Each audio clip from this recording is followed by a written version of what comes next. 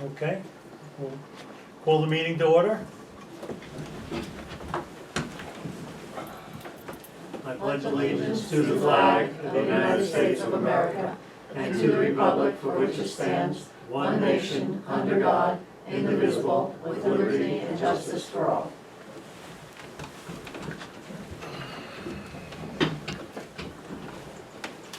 All right. Open Public Meetings Act statement. The New Jersey Open Public Meeting Law was enacted to ensure the right ensure the right of the public to have advance notice of and to attend the meeting of public bodies, at which any business affecting their interest is discussed or acted upon. In accordance with the provisions of the Act, the Board of Education has caused notice of this meeting to be published by having the date, time, place thereof posted in the Augusta, Branchville, and Sussex post offices, and notice sent to the New Jersey Herald, the Star Ledger, and the clerk of the boroughs of Branchville and Sussex, and the townships of Frankfurt, Lafayette, and Wantage. Mission statement. High Point Regional High School, in partnership with staff, family, and community, is dedicated to the quest for individual excellence. By fostering high standards of achievement, we prepare students to become responsible and productive members of a diverse society. Okay, the first section that we're doing now is we're going to go over the board objectives. Kathy Hallowell is here from New Jersey State Board Association to help us with what it takes to become board certified, which is one of our objectives.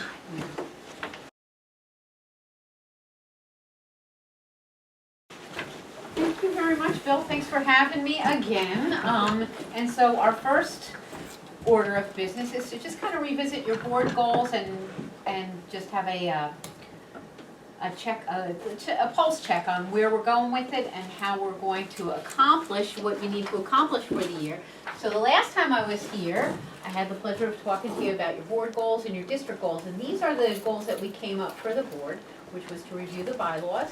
And we're focusing on that second bullet point there, to complete at least 4 credits per year as a board, working towards board certification.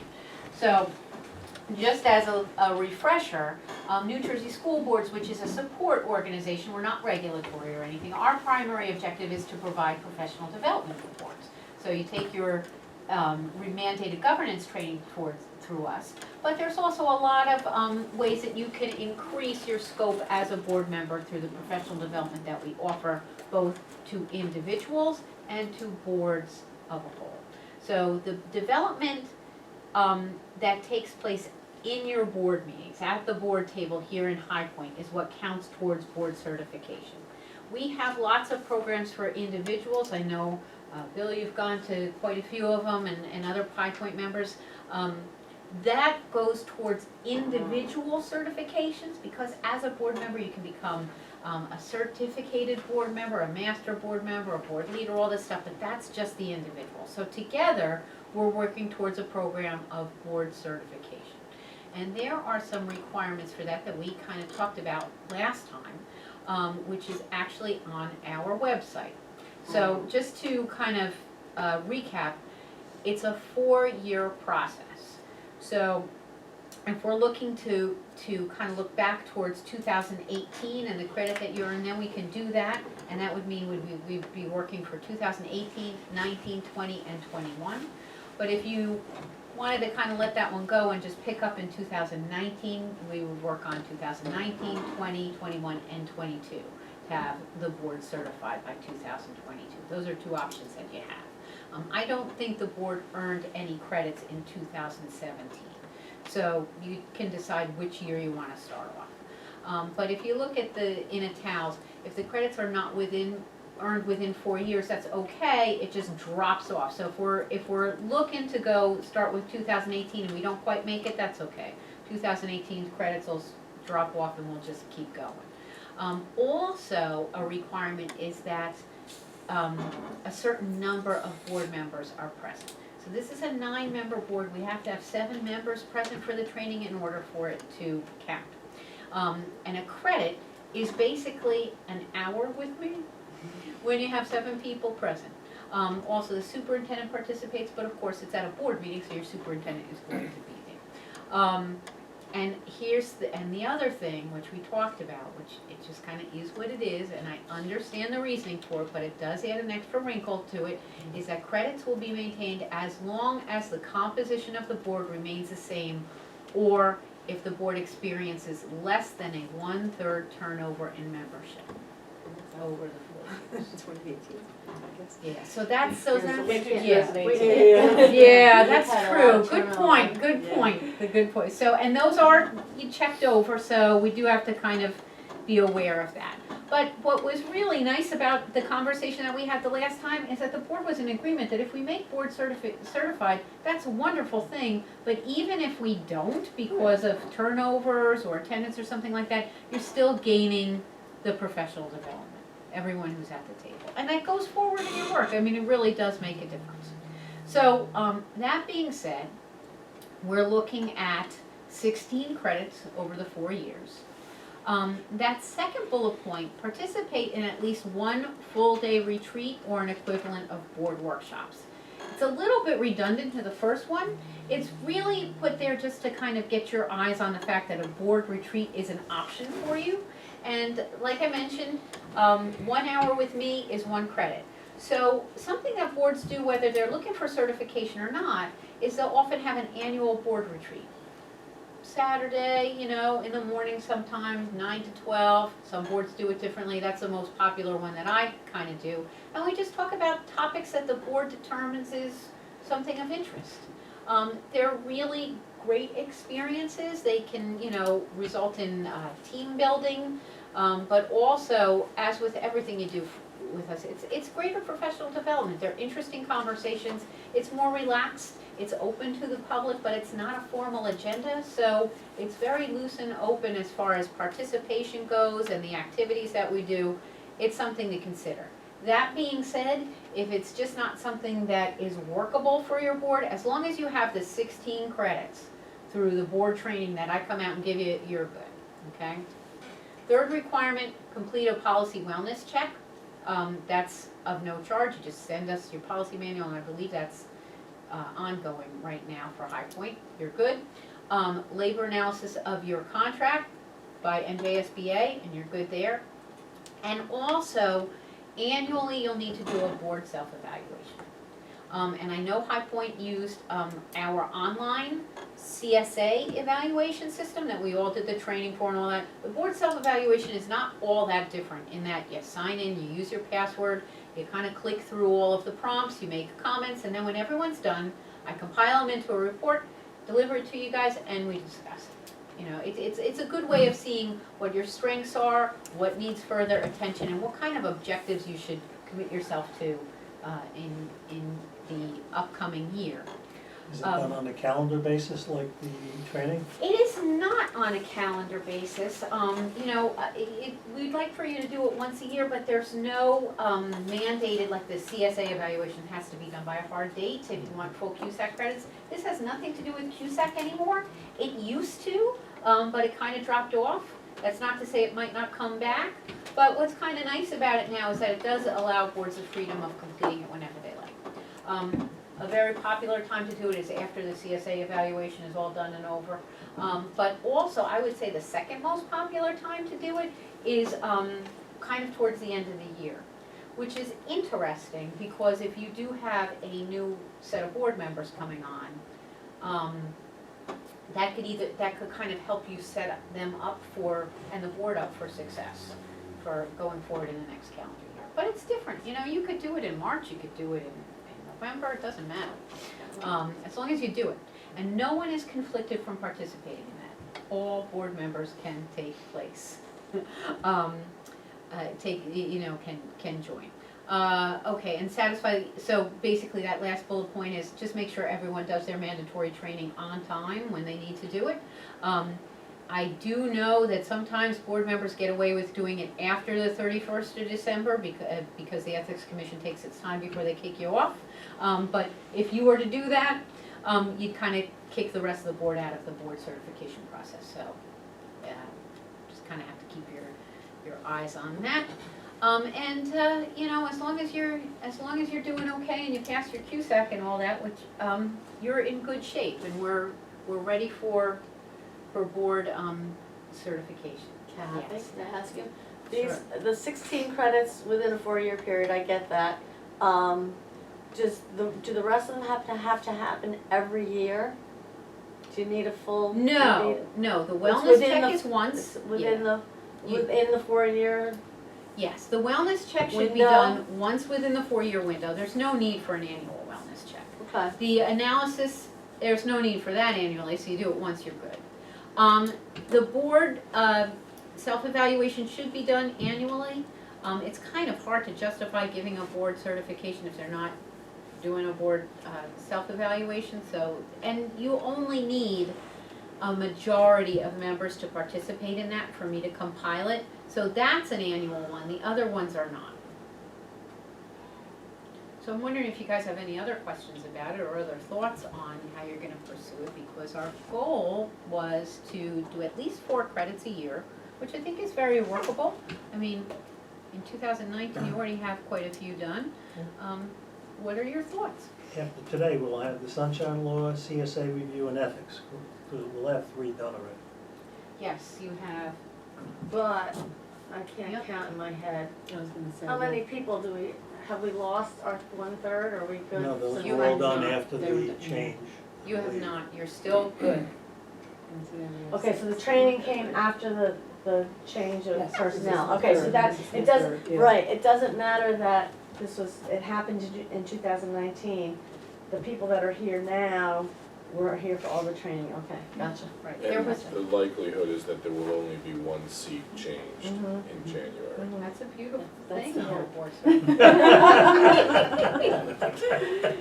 never know. Hopefully I'm not a Good candidate, job. if I'm being honest, so. No, but you don't have anybody running against you. No, I know. No, but look you what know. that's happens. nice. It doesn't People- take much. People find a need to leave at Oh, times, right, so exactly.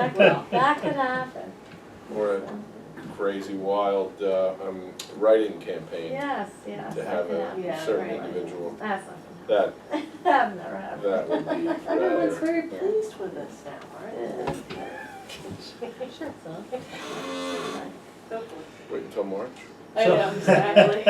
I have a question, which is kind of probably a little bit off No, the it's rails, but, so you had said as long as like there's the 1/3 changeover and such, what if you have somebody who was like a board, who was individually certified, and they became part of the board as a new member, would they count? Does not, Okay. no, they're two just separate curious. things, and I Interesting. understand why you would ask that question. And it is very interesting, because theoretically, you could have a board full of certificated or Right. master board members and still not qualify to be a certified board. But that's just kind of the way it is. Is there a way to change that? Can we vote on policy at the state level? As a matter of fact, you could bring it to the delegate assembly if you want to, that's part of our policy manual. So, starting that Well, conversation. It seems punitive for people who are not doing anything wrong.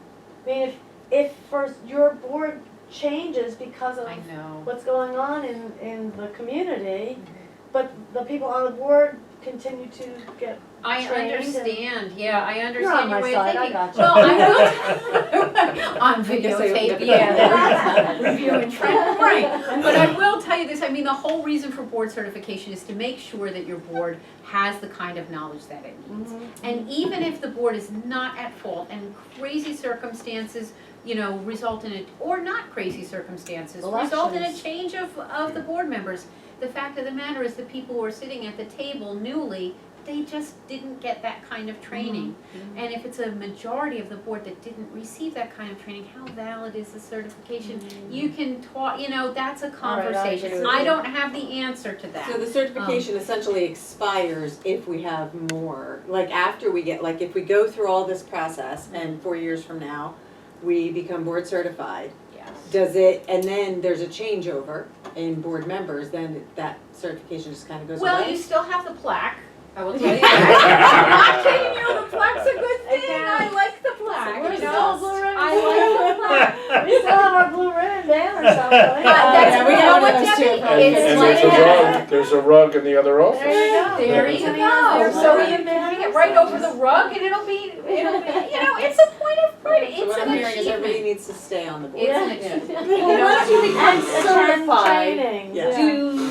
yeah. Yeah. Like, do you have to start a whole nother 4 years, or could you Yeah, kinda? you start the you couldn't, process like, over if we're again. starting 2019, Gonna get like and a then we do, waiver. but then once, for the next year, could we do from 2020 to? Okay, No, all right. nice try, but no, they're a little, That's a good they're on to that. They've been asked that question before, and that's why they put that It's all good. stricture in place. Just looking But for the the thing loopholes. too about board certification is, that outlasts the plaque and all that, is it's establishing a culture on it. Yes, Yeah. exactly. Sure. And that's what pays the dividends, Right. you know? So, I would love to see you get the plaque. I personally have not handed one of these out since I started.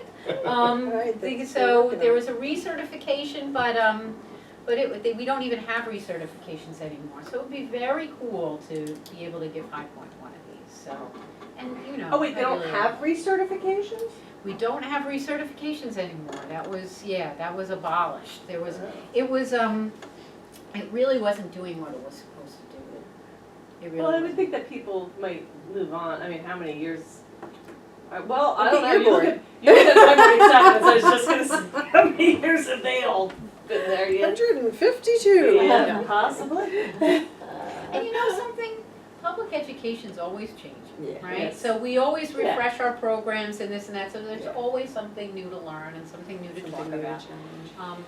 It's interesting stuff, you know, I mean, if you're a committed board member, you know, you probably would find this pretty interesting. And, you know, if we run out of programs, it doesn't necessarily have to be me in front of the board, we can bring in legal, we can bring in labor relations, you know, topics that are of interest to the board, I can work with. Is there a our topic various for, departments. before the end of the year to get a 4th hour in? Anybody can think of they'd like to hear about? Legal, Everything. everything. Yeah, everything. Legal, I missed some I of would the like others, to see, so I too, need right? multiple choice. I can't. Yeah, right. We need the menu. Do you have any idea of some of the? Tenure. Well, I do, I can give you some of the ones that I particularly like giving, there's one on social media that is very interesting about, you know, social media considerations for board members, that was a good one. I like this Open one that we're doing, I have one on Robert's Rules that, believe it or not, sounds dry, but it's actually kind of, That'd be fun. did you just do a reaction there? No, I gotta tell you, I go to all these meetings where Robert's rules are used, Uh-huh. and Poorly? I think people just fake it. Yeah, nobody knows how to use it. Yeah. You And a lot of could people be right about presume that, that everyone knows, and I've been going to these things for decades. wow. Okay, I didn't even know this was. I don't possible. speak, because I don't wanna make a mistake and expose my ignorance. Oh my gosh. I'm just being, now I told the I world. do not. Yeah, but you know what, That's that's a what good I'm question, thinking that's a about. good point, like I Should didn't we have even a know how to Robert's name. rules? Robert's I Rules didn't is even fun, know and what if it I was can get the technology right, we have like a Jeopardy game that goes with Oh. It's huge. Jeopardy. When we That's do what I our, just we do that What's leadership weekend, Yeah. which I hope, you know, some of you will How be to able to keep it. come to. Yeah. That's one of the biggest high points of the weekend is the Robert's Rules presentation. It's not and the happy hour? Jeopardy game. Yes, Well, I'm not allowed to say that. Our video cameras. Oh, there I go again. You're just questioning, you just But he want to. keeps his mouth shut with Robert's Rules, That's right. right? So, That's I right. don't know. But I would love to give that to you. That's another one. I mean, we have, you know, Key Communicators is a good program, talking about communicating with your community. The board's role in this and that and this and that. I mean, all sorts of great stuff. So, Can you see if you're available for either our October or November meeting? And yes, I can. Let's, You know when in those fact, I meetings are? brought my Well, calendar. October, Yeah, I was Early. gonna say- October, I'm gonna say, October's is the probably 15th. out I was because gonna I'm say it's early, pretty yeah, much because then booked the school solid boards. in October. well, plus we've But got that maybe. week. That we got got this week. we Yeah, got. school boards convention. Yes, No, but that's the but- next Yes, week. Tuesday and Wednesday. Right. night. School boards is the 21st, Right. Yeah. But the so, 15th is the board meeting. Yeah. yeah, Wait that until one we I'm, get I'm booked for the Yeah, in same. November. But November, what have you got for November? Yeah. What's your date? Working on it. Like, MJ. Sorry. I didn't have, He wasn't prepped for I didn't have October's. It's all right. 1, 2, 3. The 19th. Ugh, I'm in West Milford that night. That's Sorry. not for you to cancel Tell that. them, yeah, tell Liz, I said hi. Well, interesting. What's the December meeting? Yeah, December I'm probably open for, I'm gonna guess December is the 7th. 1, 17th, 2, yeah. 3, 17th. If you want that, I'm open for that. Okay, if you like driving in the snow. Oh, it doesn't sell I in was gonna, December. seriously, but- right, yeah, December seventh. All right. Robert's 17th. rules has kind of a Christmas. Robert Eve rules on angle to it, December right, you 17th. know, yeah. It doesn't get much better than that. does All right. it? 5 o'clock again? Just screams That holiday. sounds yeah. great. Winter holiday. So I Winter have, solstice. Yeah. I have Robert's There you Rules of go. Order down here. If you wanna change it, just let me know. Mm-hmm. It's all ready to go, so that's Okay. Okay. all right. That way we'll have 4 hours in. Yeah. And go be Nice. Okay. Okay. That way, if So we get that's- snowed out, we still have the rest of the year to Yeah. get it done. Or it has to be done by the new year? Yeah. No, by the new year, it's a Oh, calendar. oh, year. Yeah, okay. each year, Yeah, All right, because yeah. our- Well, what I happens missed if the a board previous meeting training, gets sorry. snowed? All these We don't questions. cancel. We don't cancel. We don't She just cancel doesn't board drive up meetings. the train. Yeah, that's, yeah. Right. Okay, that's fine. It, I have We overtime. just have to I'll do it. 5 next year. we have had a Oh, couple okay. that, So that's where not- we You didn't have just have school, 16 but we had a board meeting. Uh-huh, okay. Just don't wanna have you too heavy, because when That's that year good. drops off, you scramble. When it's Yeah. bad, we And just I will leave We tell it you, did it if here. you want, after They'll reorg, if open you up have, to when us. you have your Because new nobody calendar, shows up change, you for go it. and I'll Right. price Yeah. it. Okay, you We wanna gotta do, do we'll the slot for, years. we'll slot for Exactly, it yeah, in, just and then so we'll they pick know it when from you have that. You know. Absolutely, and we can also do Cut snow checks. dates too, Yeah. if we do it early enough. Somebody ascribed nefarious intent to us that particular day, as if we were trying to do something, Right. we're just On trying to get DL. business done. Right. Let's see if our board showed All right. And Jim, you keep track of everybody's, whether they finish their training individually? Yes, I Okay. sign on to the website and. Okay, you can just check get on an that, updated census. you can just check on that, I appreciate it. Okay. I believe I added some login credentials on Safe Schools, and if there's ever anything on there that fits, or if you ever have, you know, interest, I can try and look for you, whether that fulfills a requirement or whether it would just be, you know. I did Helpful. mine as a staff member anyway, so could I But the catalog on there Yeah. now has hundreds Yeah, oh, yeah. and some other providers, so there could be, Mhm. if you're ever either in a pinch or you want something supplemental, I could always look and see if, Is this for your mandated training or not for the mandated? well, it covers mandated trainings, but there's a menu that goes beyond that might. Yeah, the state wants you to take your governance 1, 2, 3, and 4 through NJSBA, so. Gotcha. And there's various ways of doing that. There are in-person sessions, you can do it online. If you go to workshop, you can get it done at workshop. And workshop in Atlantic City, I don't know if you guys attend, but that's the only opportunity where you have to get a jump on next year's. So if you're a first-year board member, if you've taken your Gov 1, you can do your Gov 2 in October. You can't log on in October and do it online, but you can do it. There's also opportunities at county meetings on occasion. There is one, I am doing it in Alamucci. It's called Foundation, so I don't know if anybody is around there, but for the north, we are doing that, let me see. That is going to be on the 4th of December, it's a Wednesday. And it's going to be at historic Rutherford Hall. And that is a beautiful, fabulous building that the Alamucci School District owns, and it's worth just going there just to hear the superintendent talk about, you know, how they came to get that particular property and what they do with it. It's really neat. But what's the training? It's, That's where we do your Gov 2, your Gov 3, your Gov 4. It's called Foundations. You just kind of bang it out in a county meeting format. Oh. So, yeah. So there's, Can you do that online anymore?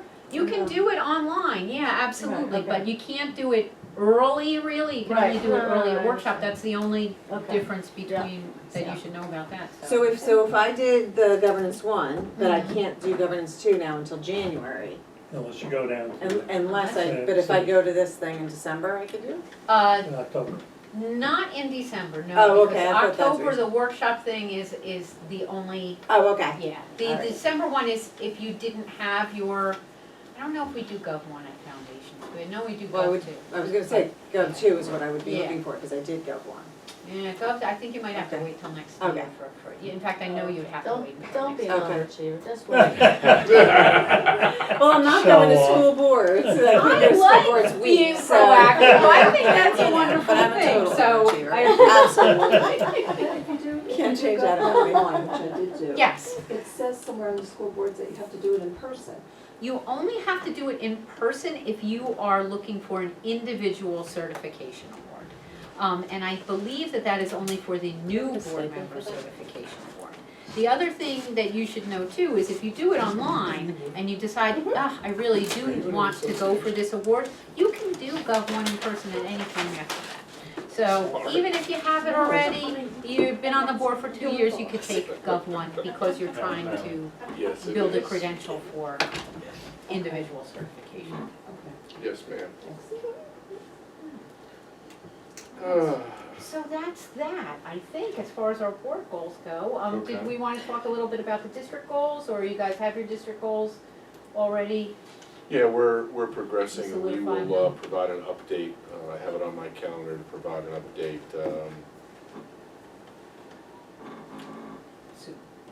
Right, I'm trying to be specific, and I don't recall it just. Oh, I personally don't need this specificity. I just wanted to make sure that, before we do the OPMA training, that we've Okay. taken care of this topic. We said, now I know, Bill, you were looking. If we can, good, Anthony, we're gonna start with the sunshine law training. And, I'm gonna turn it over to Kathy Hellwell since we now have 7 members present. And Anthony, just so, because you're not here, we're being recorded. Okay, Okay. thank you. Hi, Anthony. Hi, everybody. It's great to hear your voice again, Anthony. Thanks for joining us. Yes, you too. Great. I appreciate everybody's dedication. I really do. And just so that you know, Anthony, I do have supplemental materials stapled together, and I'll leave a copy with Jim so you'll have the copy of the PowerPoint presentation that we are doing. So thanks for having me about the Sunshine Law as part of our board training. I will tell you at the outset that something you already know, I am not an attorney. And even though I am being videotaped, I don't play one on TV or anything like that, and I'm not representing myself as one. But I do answer a lot of questions about the Open Public Meetings Law. I'm very familiar with it. And I'm pleased to give you this presentation that was created by our former director of legal, Mike Halber. I don't know if you guys recognize that name, but he's an excellent school board attorney. Is he no longer with you guys? He retired, yes, he retired, but he does still show up at workshop from time to time.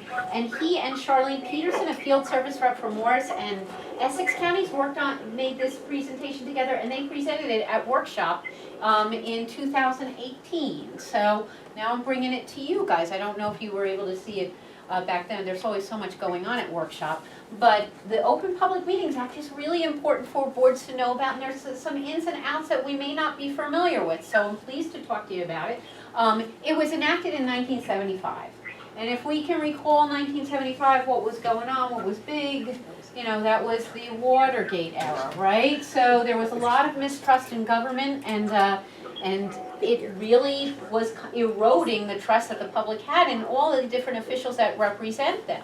So the Open Public Meetings Act, which is also known as the Sunshine Law, requires that the public have advance notice and the right to attend all meetings of public bodies at which any business affecting the public is discussed or acted upon, except in certain circumstances where the work of that public body may be put in jeopardy if there was that kind of open forum. So from there, New Jersey State Assemblyman and later Senator Byron M. Bayer authored the New Jersey Open Public Meetings Act. He's a very interesting guy. There's this picture in the middle. Besides being a longtime assemblyman and senator for New Jersey, he was from Englewood. He was actually one of the Freedom Riders. And he spent like actually I think it was 45 days in the Mississippi Penitentiary. He was a friend to Martin Luther King Jr., who sought his counsel on different points of advice. And he also, among the Open Public Meetings Act, one of his bills that he sponsored was the New Jersey Crime Victims Law. and among other things. It's a real, when you look at his bio, there's a lot of social justice issues that he authored. And besides that, he also did special effects on a B movie called The Brain That Wouldn't Okay, I was Die. trying to wonder That- Synergy there. I know, right? It matches up part. So he seems like a very interesting guy. But his legacy is the Senator Byron M. Bayer Open Public Meetings Act for New Jersey, the Sunshine Law. And right out of here, it pretty much crystallizes the need for this. And part of this is to ensure that the citizens have adequate advance notice. That's a hot phrase, and the right to attend all of our meetings, right? So what does that mean? We'll get into that a little bit more. 4 main requirements for compliance with the Sunshine Law, the New Jersey Sunshine Law, is adequate notice of all its meetings, the right for the public to attend the meetings, which we stated, also the right for the public to speak at public meetings, and reasonable, comprehensive minutes of all its meetings. And we'll talk about all those bullet points as we go through this, because they may not mean exactly what you think when you read that. So what is a public body? Well, the technical definition is a group of 2 or more persons who are organized under the laws of the state and empowered as a voting body to perform any kind of a government function that affects the rights and duties of any persons and spends public money. That is a public body. Obviously, boards of education fall under that aegis. Committees, however, do not. Why do committees of the board not fall under it? That's 2 or more people. They don't take any action, right? They advise the board. They serve in an advisory capacity. They don't spend money. They may advise that the board spend money. They may advise a course of action that the board ultimately needs to vote on, but committees do not. So committees are not under this definition of a public body. A little quiz here. Anyone should want to shout out the answer. Does the OPMA apply whenever 2 or more board members get together and discuss Board of Education business? No. No, it doesn't. That's exactly right. It only applies to meetings, right? So what is a meeting, right? What constitutes a meeting? It's a quorum of members present who intend to act upon or discuss public business of the body. So if you all happen to be at the same bat mitzvah or the same farmer's market and eat lunch together, that's not technically a meeting if you are not discussing board business. You do have to be careful about what it looks like. Of course, we always caution you that, but there have been incidents, of course, where the boards get along very well and someone's, daughter is getting married and everyone's invited, and they all want to sit together, right?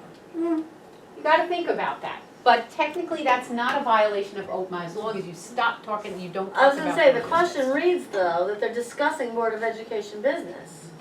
And so if you are, how can this be fiction? It's the whenever. It's the whenever. So if you've got 2 or 3 people, you're good. It's not a quorum of the board. So if it's a quorum, Mhm. then, It's only a Alright. quorum or more. So if you were, if 4 of you were to get together in a park even and start talking about board well, business. that's not a quorum for That would us. still not, or, less than a quorum, that's the thing. Even if you're talking about board business, it still is okay, whether it's advisable or not, but is another question, but it's still okay under the Open Public Meetings Act. And there are a few cases in which it simply does not apply, right? So advisory bodies with no effective authority, that's committees, right, that we were talking about. That's also that group of 4 people just kind of talking together. Committees with less than a quorum, blah, blah, blah, we talked about that. This is interesting, 3 or more similar public bodies at a convention or a similar type gathering. That's why workshop takes place without having to give public notice to everybody. In Wallkill Valley, a couple of times I facilitated a meeting between all of the sending districts and the board, and there were enough there that it doesn't really qualify under the Open Public Meetings Act, but we did advertise it anyway. And chance encounters, social gatherings like I talked about, but you do have to be very careful about that.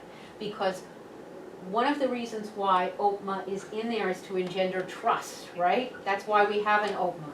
And if you're acting in a way that doesn't really look like it's trustworthy, there's consequences to that. Maybe not legal consequences, but, you know, this is the low bar, right? This is the low bar, right? This is, you know, compliance with the law is the low bar, really.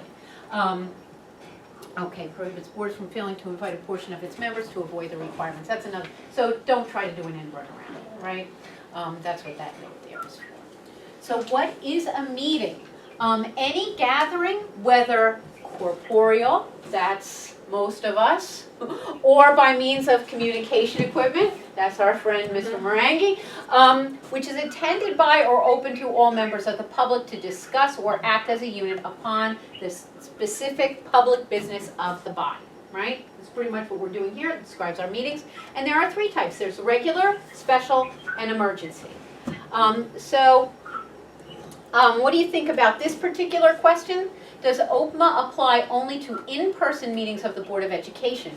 It does not apply to electronic communications such as conference calls, emails, or text messages. Fact or fiction? That's fiction. That is fiction, absolutely not. Any means of communication equipment. That's why you're very careful not to do reply all on your emails. And you gotta be real careful about text messages too. That would constitute a quorum. What's very interesting about the Open Public Meetings Act and electronic means of communication are Facebook pages. And how many Facebook friends you might have. And how many of them might see what you're discussing on Facebook, and if it has to do with board business, and if one or two start talking about it, that's probably an area where you don't want to go. It's kind of uncharted waters. We don't have any guidance on that yet particularly, but you can see where I'm going with this, right? So a lot of that comes down to that famous line from our ethics presentation, just because you can do something doesn't necessarily mean that you should. So just be careful on that. But there, as evidenced tonight, technology is changing the methodology by which boards of education meet and are able to get a quorum and are able to, you know, vote on particular items. So our advice for boards, best practices is to develop a policy that would address these kinds of considerations. You know, so everything runs pretty smoothly. So it's not when you have like a really hot vote item, right? A controversial vote item. And then you're scrambling to get people and you resort to electronic communications. And that, again, disengenders trust from the community view. Which, I don't know if my saying that just got Anthony to come up and join us here, but it's all good. You can actually have in your policy, if you want to write one, some strictures, right? You can limit the amount of times that people do that. You can have a 24-hour advance request for approval, and we strongly advise that you prohibit that in executive session. Hello. Hello. Nice to see you. No, it's. I found, I had an extra copy, so. Oh, excellent. Okay. All right. I'm sorry, I have a question really Sure. quickly on that. When you're talking about the virtual attendance, and you may have said this and I may have missed it. Although you can attend virtually, can you vote on something virtually? Yes, you can. Okay, Yes, if you have policy in place, absolutely. Okay. You can. And we But- have policy that says that? Okay. we do? Okay. The only thing is, someone cannot participate remotely during executive session because you cannot ensure who is present hearing, correct? Yes. Gotcha. Now, we do tell boards to defer to their attorneys on that. Okay. I won't tell you, Scott, that I've never been in an executive session where someone's participating Right. remotely, but if their board attorney gives them the green light, then okay. We don't advise it very strongly for exactly the reason why you're Right. saying. You also may want to consider your committee meetings, because if you have an electronic attendance policy for your committee meetings, there's no real assurance that there isn't a quorum present and listening. So, just gotta be kind of careful on that. Can I ask a question? I'm Sure. sorry. When you talked about reply all, there's no prohibition for, say, the superintendent or the business administrator to send an email to the Board of Ed, correct? Absolutely not. As Okay, just long as wanted it to stays a clarify. one-way street, you are good. If someone were to ask you a question based on that email, but not copy everybody and keep it between you and the board Okay. member, that's likely fine. Okay. But if someone does the reply all, even inadvertently, and asks you a question, then we're in we're not a place where we wanna be. One way of avoiding that I do, cause I do have boards that just, I'm nervous, I do Yes, we're BCC. disabled. Yeah, I do. That's right. Well, I do BCC, you know, I put everybody in BCC, and then, Then So they that can't way reply it's all. just exactly, it's a good trick. Then they can't It's a reply. good trick. But ours, if I Somehow we've Yeah, been you can't- disabled, we can't reply. reply to all. Oh, Yeah. isn't that terrible? Oh, Yeah. that's so sad. I had this dream once that something like that could happen, so we proceeded with the. Well, all right. Nice work. Okay. And there are certain guidelines, which of course I'm not gonna read to you, but, I mean, obviously, if you can't say it in public, don't put it in an email and text us. Words to live by.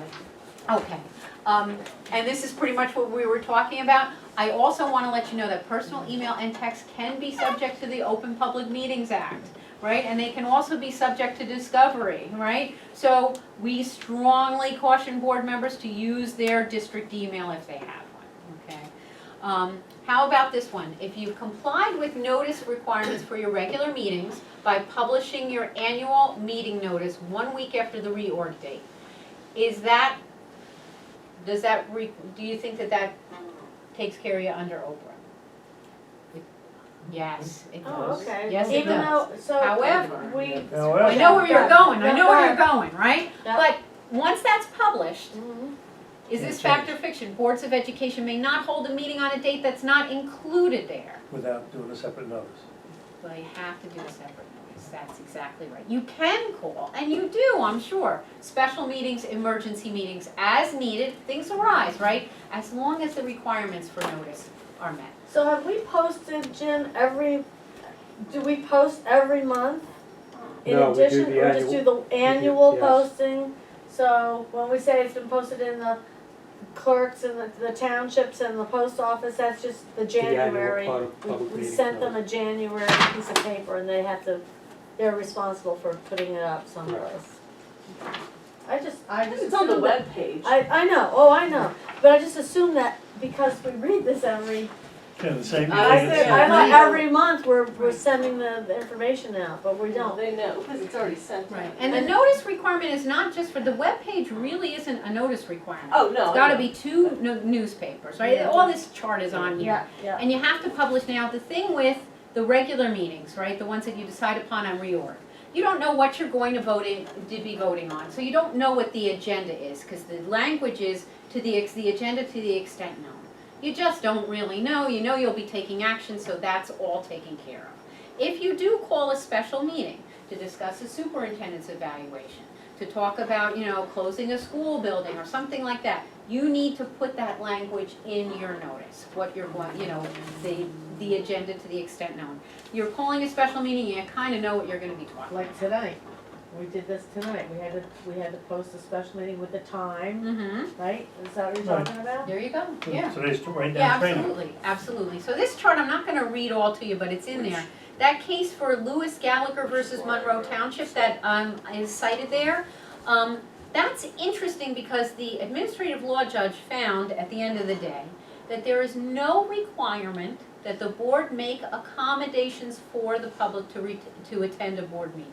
And there is no requirement that a board schedule a vote convenient to every member of the public. So theoretically, if it's during the school year and there's a snowstorm and school is canceled, there is no requirement for the board to therefore cancel their board meeting that night, correct? That's what the ALJ said, yep.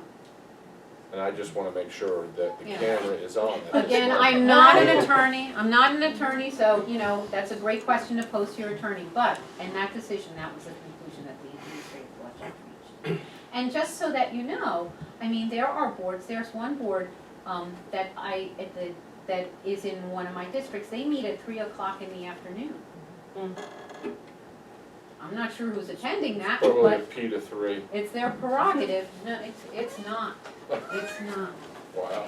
yeah, but they're able to do it. What's an emergency meeting? Well, an emergency meeting is held if there's the possibility of substantial harm to the public interest if it is delayed. And an emergency meeting does not have to have the same requirements that a special meeting or a regular meeting has, right? It will need approval of 3/4 of the members present. A lot of these happened during, in the aftermath of Hurricane Sandy. You call an emergency meeting and you need the approval of 3/4 of the board to have one, right? Because there's no notice. You didn't have a chance or the opportunity or some kind of calamity is going on where you couldn't get the 2 newspapers, the formal notice, the 48 hours, you couldn't do it. And you announce from the dais all of those things, that the normal requirements have not been met, but this is the nature of urgency, why we're having this meeting, why we couldn't tell you, why we couldn't provide the notice, that we will post the notice as soon as we can. And the emergency meeting will be limited to the specific emergent matter only. And then you fulfill those requirements as soon as you possibly can. So when that says need approval of 3/4 of the members present, I just wanna Yeah, make that's, sure I understand what Yeah, that that's means. something I would talk to my attorney about if the need ever arose, but from my understanding of this is when you convene a quorum or greater, you will need approval of 3/4 of the people who are at the. Which is seemingly contrary to the notion that you have a 9-member board, anything to pass, whether you have 5 or 9 people present, must be 5 yays, or it doesn't pass. This would indicate that during an emergency meeting, that requirement is not applied. Okay. And you can do it electronically though too, but it's Well- not as good. Yeah, you know what, that, make sure you have a policy on it and make sure you involve your attorney. What do you think, is this a fact or a fiction? Because this is interesting. Was a board justified in calling an emergency meeting to enact budget cutbacks that would otherwise, if they had not called that meeting, cost the district $40,000 a day? I would say that's I good. would say yeah. fact. Yeah, right? Well, Thanks. this was, it depends, in this particular case, it was fiction. It was deemed fiction because it was Newark, and their budget was so huge that, what's the big deal if Newark loses $40,000 a day? Wow. Yeah. As a taxpayer, I can agree with that. Isn't that, yeah, it's interesting, right? But that's an unexpected answer. So again, involve your attorney on all of these things, okay? If you advertise for a particular room, can you move your meeting? Yes, as long as there's signs to direct people. If you send a meeting notice to the newspaper by the 48-hour deadline, but the paper doesn't publish it within the 48 hours, right? They publish it 24 hours before the meeting. Is the board on the hook? No, the board's in compliance, believe it or not. How about a district that, hi Wayne, advertises for a meeting on the superintendent's contract, 48 hours notice? Is that sufficient to alert the public on what action is being taken? Actually, no. In administrative law, I think it's NJSA 18A 1111, has requirements for the superintendent's contract. So that's separate. That's separate from that. So It's just 30 days. yes, exactly right. So just be aware of that. Here's the fact or fiction. Is a board required to have public participation only at its regular meeting? No. Any other thoughts on that? Well, they don't get to have participation in this, really. Yes, they could. This is public. This is a public meeting. This is So they can make comments Well, now? Well, I'll let her, during the public if we were Comments not, if we were outside. not gonna have anything but this training, Oh, anything but right. this training, we would have to allow for a Public. public comment Right. portion. Couldn't have said it better myself. Absolutely right. All of your public meetings, even if you're going right into executive and leaving after executive session, if that's you still need to have public commentary.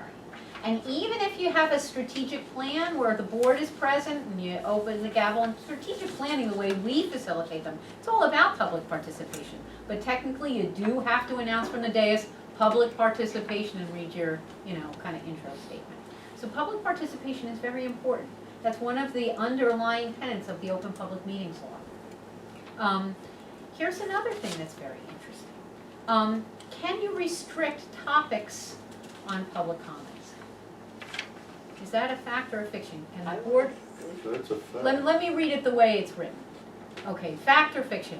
The board cannot restrict topics or content of public comments. We have two That's public a fact. sessions. We have one on agenda items, one open for any topic. True, but I'm not talking about that, I'm just talking Well, about, so- let's just say you have one. But you Then it'd have be to, The only no. you reason I have to would allow say them to yes is talk. because they are not, once they mention personnel, like by name, They can do that. I thought we could shut it down I'm after telling you, that. Debbie, you know your Oprah. You know why? She's Because- right. You And better watch yourself. She may take the job. Yeah, right? That's all right. We have gotten Yeah. in big trouble on all of these, not doing the right Interesting. thing. So yeah, the public is allowed to say anything they want. Then it's And up they to the do. person that's involved to hold them liable for that.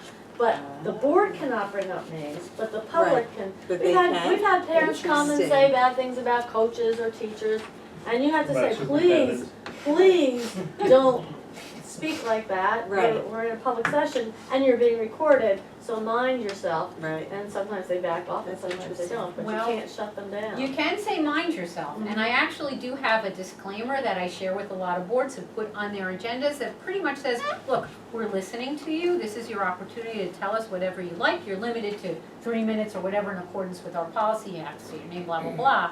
But please be advised that the board is not liable for what you say, and if you should offend, for lack of a better word, I have a better wording on the thing, any individual, they retain all the rights to, take legal action against you. And it's not just about teachers. It's not just about staff. You know what? Yeah, You right. can and you should. You can and you should. But they can also talk about students. Isn't Right. that awful? That is But they awful. can. But there is a particular case out there, it's called the Bessler case, Besler, Mhm. Bessler versus West Windsor Plainsboro. And it makes for very upsetting reading for a number of reasons. But basically, Mr. Bessler was, the coach was bullying his daughter, according to the Bessler family, to the point where she had an eating disorder. And his behavior was atrocious. And he would bring it to the board every meeting and say, how do you have this character education? How do you have this? How do you have this when your own staff is permitted to do this? Over and over and over. Well, he gets up at a meeting and the board president has just had it, right? And he gavels him. This is a very reduced story. And he says, you know what? We've heard it all before. Did you want to talk, is that what you're going to talk about? Yes. Well, forget it. No. Well, bad move, because that went to trial, and initially, it was later reversed, but a jury found the board liable for over $1 million, over $1.5 million. It was and $100,000 of that is just for pain and suffering or whatever it was. It was later overturned. It was later, his legal fees, he could keep. That was over $500,000. Everybody's gotta eat. Yeah. Caviar. Just some- You forgot to some add better than caviar others. at the end. Wow. Well played. I bring up Mr. Interesting. Bessler because you just gotta watch yourselves. Look it Yeah. up, it's a fascinating case. If you don't read it before bed, it'll keep you up. It really is something. Interesting. But you can impose certain time, place, manner, restraint limits on how many times people get up to the microphone, how much time they use, they have to state their name, but you can't touch their content. So a speaker critical Manner of staff restrictions. can easily be stopped. Okay, so check out that case. Wait, Oh, I'm sorry. a speaker critical of staff can be stopped? That Oh, is fiction. fiction. You That said- is oh, I thought fiction. you said easily be stopped. Okay, I mean, cannot easily, I'm sorry, cannot Cannot, easily be okay, I stopped. got it. You're absolutely right, I said that, my tongue is getting all dry, I'm It's all sorry. right. Wanna- We have water. Please. I will take one, thank Yes, you, yes, Scott, there you go. thank you very much, You want a thank you. cookie? We got a cookie. The board is not, however, liable if you do happen to take a sip and it goes the wrong way. Okay. Man, this group absorbs stuff, I'm telling you, this is a good group. We've absorbed quite a bit. Hence our ability to absorb. Have the marks to show. like shots of a Mack truck. Are there guidelines on how much time you can allot each speaker? Absolutely, and it's probably delineated in your policy already. It is. And you 30 can minutes. also allot, and you should, how much time overall public We comment. have do that. We have that. Otherwise, you could be there, yeah. And the board most likely can make a motion to extend public commentary.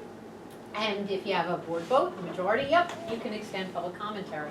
But the mechanism should be in place for the board to be able to progress through its agenda. You need to give the public a chance to talk, absolutely. You do not need, under the Open Public Meetings Act or anything else, to respond person to person, question to question, this or that. That's not part of OPMA, but everybody needs to be able to have the chance to say what they need to say. If they don't get up to the microphone in time enough, if they don't state their name, if they don't, follow the time limit, that's, that does not mean that you have to accommodate them. You just have to allow for, public participation. Under your policy, you do have to have a policy in place. And you can limit it to one time. Absolutely, yeah, you can. One time, You 3 can. minutes. One person, yes, gets One one person, shot, one slot, yeah. But I like we gotta how hold them people will accountable. say, he can have my 3 minutes, they're like, nope. You That's have to use, exactly what was in you my have to head. use your 3, use them or lose them, you can't give them and bag them to I somebody else. yield my time to No, her. I no, know, I this know. is not the house. I know, well, you know where that happens Where's C-SPAN a viewers? lot, you have, and it's Yeah. probably good to just have in fact, it's definitely good to have language to read before you start public commentary. Which we It's do, very vanilla, but I you like know? And I do know that, Kyle used to say, keep in mind that you're being recorded, and it did tone things down, but I just assumed that was written down there, but it's not. So, something along those lines, maybe, not for Remember, tonight, but. But I think that idea about, to keep the slanderous comments to a minimum, We'll Not save that to for a bill. budget time. They just deal, and, It's a good thought. what else I was gonna say about it, okay, I'll jump in later, I can't remember. It's all good. So yes, you can enter into closed session, there's, I think, 9 exceptions under OPMA. But before you do that, you need to adopt a resolution in public that states the general nature of what you're going to be talking about, right? Doesn't have to be a bullet pointed thing or very detailed, but just kind of what you're talking about. There's a little specificity required, naming, I do see on some agendas, all the, the 9 points that you can, go into executive session. It says the board will now convene in an executive session to discuss one or more of the following. That's not good, don't do that. If you're called on it, it's going to be a problem. And then there is the requirement that the time and circumstances of the discussion can be disclosed to the public after the need for confidentiality no longer exists. There may be situations where confidentiality will always exist. So, I think that's wrong. It's not can be, must be disclosed. no, because what Yes. I'm just, talk Once- to your attorney about it. No, once they're no longer Right, private, there's but no, sometimes what I just said, is sometimes the need for confidentiality may always exist. well, So yeah, it's but once case by it, case. but the thought is, once there's no longer need for confidentiality, it must be disclosed. That is absolutely That's right. what I, that's Yep, said it. that's absolutely right, okay. And you need to say that, in your public meeting notice, that, we will disclose it when the need for confidentiality no longer exists. You just kinda have to say that, that's what that bullet point is all about. And here's the list, I'm not gonna read them to you, it's in your printout. So how about this, if a board passes a resolution to go into closed session to discuss, let's say, HIB, can you receive update on negotiations, which is also one of the bullet points? Not if you didn't discuss it. Not if you didn't say notice it. it, that's exactly right, that's why it's so, that's why Bill's laughing over here, it is, you don't do that. Can you vote in closed session to file tenure charges against a staff member? Yes, Yeah, you you can. You gotta disclose You immediately. can, it is the only vote you can take in executive session, because tenure law does not trumps the, Open Public Meetings Act. But yes, you can, and Scott is right, you need to disclose the vote, but you So you can would take the vote. vote in Mhm. exec and Exec. then come into public and say, we just voted that we're gonna do this? Yep, Huh, Yep, that's the only time you can vote in public session. and why would you do it that way? Because if you People don't wanna know. if you vote against the charges, then it's not public that you were, I don't know the why, I into- just know that Well, it's they don't know there. who voted for it. Right, Yeah. Oh. the They just know confidentiality. corporately that you voted for it, Right, you either voted as a group. so they're not or- gonna Hands go down, thumbs up. yeah. slash your tires. Might still do that. Just flash yours. Well, Right. Right, only one set of time. so rice notices, I'm sure you all know your rice, Very right? good. You know your rice. What a rice notice does, of course, okay, so here's this one. Under OPMA, are employees required to receive a rice notice if their name appears on the agenda? True fact. Actually, Oh, well. not always. And it was. And then they For a rescinded that time again? there, it was. That's That's been brilliant. reversed. That whole cane thing, that has been, I didn't realize Yeah. that. Good for you. I guys. know, it was really That was onerous. ridiculous. It was really We onerous. just I sent mean, an email like and the bigger the to district, everybody. the worse it was, right? I mean, but Then it waters basically, down the whole purpose and makes the whole thing meaningless. exactly. Although it saved my Exactly. jobs. I would have, I've heard that in a lot of places, Scott, and apparently, that's the line of thinking now. So basically what a rice notice does is you have 48 hours to ask the board to discuss you in public session. That's what it does.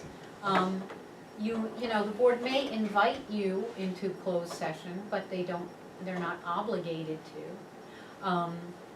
And if they do use their, you know, privileges under the rice notice to ask for a public session discussion, that doesn't mean that they can that they're guaranteed interaction with the board. That's all it is move it into public session. I have this kind of definition, I'm not gonna read this is in your packets. But here are some facts from the old nasty rice case from Kane. But what was also interested, that didn't get quite as much of the spotlight were the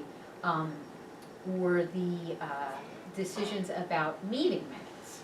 So in this Kane case, because the Board of Trustees met only quarterly, their meeting minutes weren't available for public inspection for 88 days. That is a long time, right? So that's where we start talking about promptly available. So basically, I'm not gonna read all of this, but you don't need to send out a rice notice unless their job performance is really, is up for discussion. Your attorney can clarify that, again, use your attorney as your best resource on that. Let me see, the minute, let's look at that bottom one, right? Minutes should be approved regularly and released in a timely manner. That's the bottom line here. You can and should distribute draft minutes in between meetings, because, you know, when we talk about minutes, I mean official minutes, right? Minutes are not minutes until they are approved by the board. You can only do that at a public meeting. Can you interview candidates to fill a board vacancy in closed session? I know you know the answer to that one. Well, you should interview them in public, discuss in closed, and vote in public. But you need to talk to your attorney on this, because there is a Strauss-Esme policy out there that allows for interviewing candidates in closed session. So again, our point of view, this slide's a little bit, this slide is a little open to interpretation, I'll say, with attorneys, but check with your attorney on that one. Board discussion on nominees for officers, does that take place in public? Absolutely. And here's another bullet point that I've seen interpreted in different ways by board attorneys. Board retreats, should they be an open session or closed session? They should be an open session. I have done a board retreat or two where the attorney's present says, nope, this is closed session, and I'm not gonna argue with an attorney. But NJSBA's position is the board retreat should be open session, right? And people go to them, I Mr. mean, Gendler. okay, so talking about, There goes the happy hour. all right, what is reasonably We comprehensible? do like Right. survivors. You know, it just has to be in an understandable format, but at the minimum, and the minimum is all you really absolutely need to do, is have the time and place of the meeting, who was present, subjects discussed, actions taken, the vote of each member, right? So if it's not unanimous, You need to say who voted how, and any other information required by law, okay? And the minutes, the official minutes, must be made available to the public within 2 weeks or by the next meeting, whichever comes first. That's the official. So, within 2 weeks, so we don't do that. Our minutes come out the next month. Right. Which is what most schools do, right? Yeah. Because they approve them at the next meeting. Right. Well, just We- as we long do as they're on post- your, as long as they're we on do your board, post, your website. A video within 2 weeks. Yes, our video is posted, but those aren't official minutes. But the executive session minutes are not. No, but they Because don't, they can't be yet. Well, you right? can't, you yeah. don't post executive session then. So talk to your, if there's room for, clarification on that with your attorney, you may wanna talk to him or her about that. Okay. Only that it has come up, just saying. Yeah, no, that's why we Minutes do has this, come up. this kind of thing, right? This is why we talk about these things. So, minutes, just in red, is one of my favorite lines. Minutes record what was done, not what was said, right? There's no obligation for them to read like a script. I've seen them that way. It's not necessary. I mean, good old Patterson, where I'm going tomorrow, they tape record their meetings, and their minutes are a transcript. I kid you not, they are 80 pages long. They are long. It's not necessary. People can Oprah, because they do make transcripts, right? No. No. All right, so we've taught these bullet points, I think we're good. And here's just a kind of interesting case on the Open Public Meetings Act.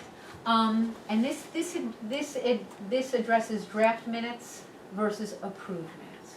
So the timeliness in releasing approved minutes is what I was talking about on the other slide. But draft minutes are not subject to disclosure under OPA because they are pre-decisional, they are deliberative, they are subject to revision and recommendation. They are not an official record. So wait, so when Oh, our so minutes are draft minutes minutes released in until 2 we weeks then. approve them at our next Yeah. meeting? Yeah, So that So puts us in that other we're slide okay doesn't then. matter then? this other Well, slide, no, is they're supposed to be done in 2 weeks. Yeah. the minutes, But how can they Or be by the- approved if we aren't together for another They're not month? official They're not minutes official. until they're approved. So Exactly. they can't be 2 So- weeks, so we cannot Right. have them out 2 weeks after our meeting. no. But we have them out immediately after our, I assume, I don't know where they're posted. You Maybe have, if that's at The official website? minutes. after Right. you've made your minutes official by voting. Right, official minutes. Okay, Then that's you got to- Good, that's that's where the we're getting question. caught up. That Because they're is not the minutes, question. draft That's the minutes are question not I was minutes. asking, okay. That's exactly right. Yeah, draft So minutes draft are So it minutes. must There we go. define Now we got it. terms properly. Yes, yes. Yeah, You- so if Jim- it says minutes, that means official minutes. Right, Right. so Jim, when we have our meeting tonight and we approve So we are last in line. month's, Yeah. last Well, month's it's a week, minutes, but- and But if they're how not much official until later does it a take you to later. put them up on our website? Within the week. Okay, good. There are Good. so many schools that do not comply Right, with that. right. I checked out many schools' Right. websites, and they're way out of Jim compliance. is absolutely right, because when I prepare for visiting a board, I like to look at their minutes. Mhm. And, unfortunately, sometimes I don't get a real current picture of what the board's work is. Nobody dies in my case or anything, but, I wish they would. How are you? I'm like, I heard the. Okay, voting, I think we've touched on this already. The only vote in executive session is that tenure vote. And you do have to have in the minutes how everybody voted. Again, you'll see boards that don't quite do that, that's not a good idea. I do have a document here on board voting requirements that I will pass out. So you know who needs to vote, what kind of majority you need to pass a particular item. It's called our NJSBA voting requirements. If you lose this piece of paper, it's on our website. It's a real popular one. We get lots of hits on it all the time. Let's see. The board may not require a supermajority vote unless the statute specifically provides. You have to go with what the statute says. Just because, it may seem right at the time, to ask for a supermajority vote to put, obvious. It sounds like you're trying to swing the decision a particular way, I don't know, but you can't just do that, I don't As far as voting goes, there's several different ways that you can vote. There's a straw poll that you can take in closed session, that's kind of just gaining consensus, that's not official. And that's okay in closed session, it's also okay in open session, although may not be a best practice. Yes, Bill? I was under the impression if you take a straw poll in closed session, you must vote on it in public session. Again, I'm not an attorney, but I've never heard that. That was the NJSBA attorney who told me that. Okay, yeah, you know what, check with your school board attorney, because this is, our director of legal put this one together. Yeah. This is in black and white. Straw polls are really, I don't know, that's another one of those things that you might be going down a road you don't want to go on, because, yeah, it's a straw poll, but as a member of the public, that seems a lot like voting to me. I'm just saying, but it is, but if you're building consensus, that is what you do in executive session. But a straw poll, how do you vote, how do you vote, how do you vote, how do you vote then? I don't know. Secret ballots, are they permitted? Why not? No, it's gotta be. No, they are not. Are paper ballots permitted, where everybody writes their vote on a piece of paper and the board secretary collects it? Yes. As long as they publish the names. As long as they publish the names, exactly. This is, That's interesting. now why would you use something like that? Just wondering if anybody has an So idea. that people are not influenced by. It was a Exactly, straw that I'm broke the telling you, camel's this back, group is right, you're as sharp as can be. Just That's certify us exactly now, right. just Yeah, I know, really. And remote participation is permitted.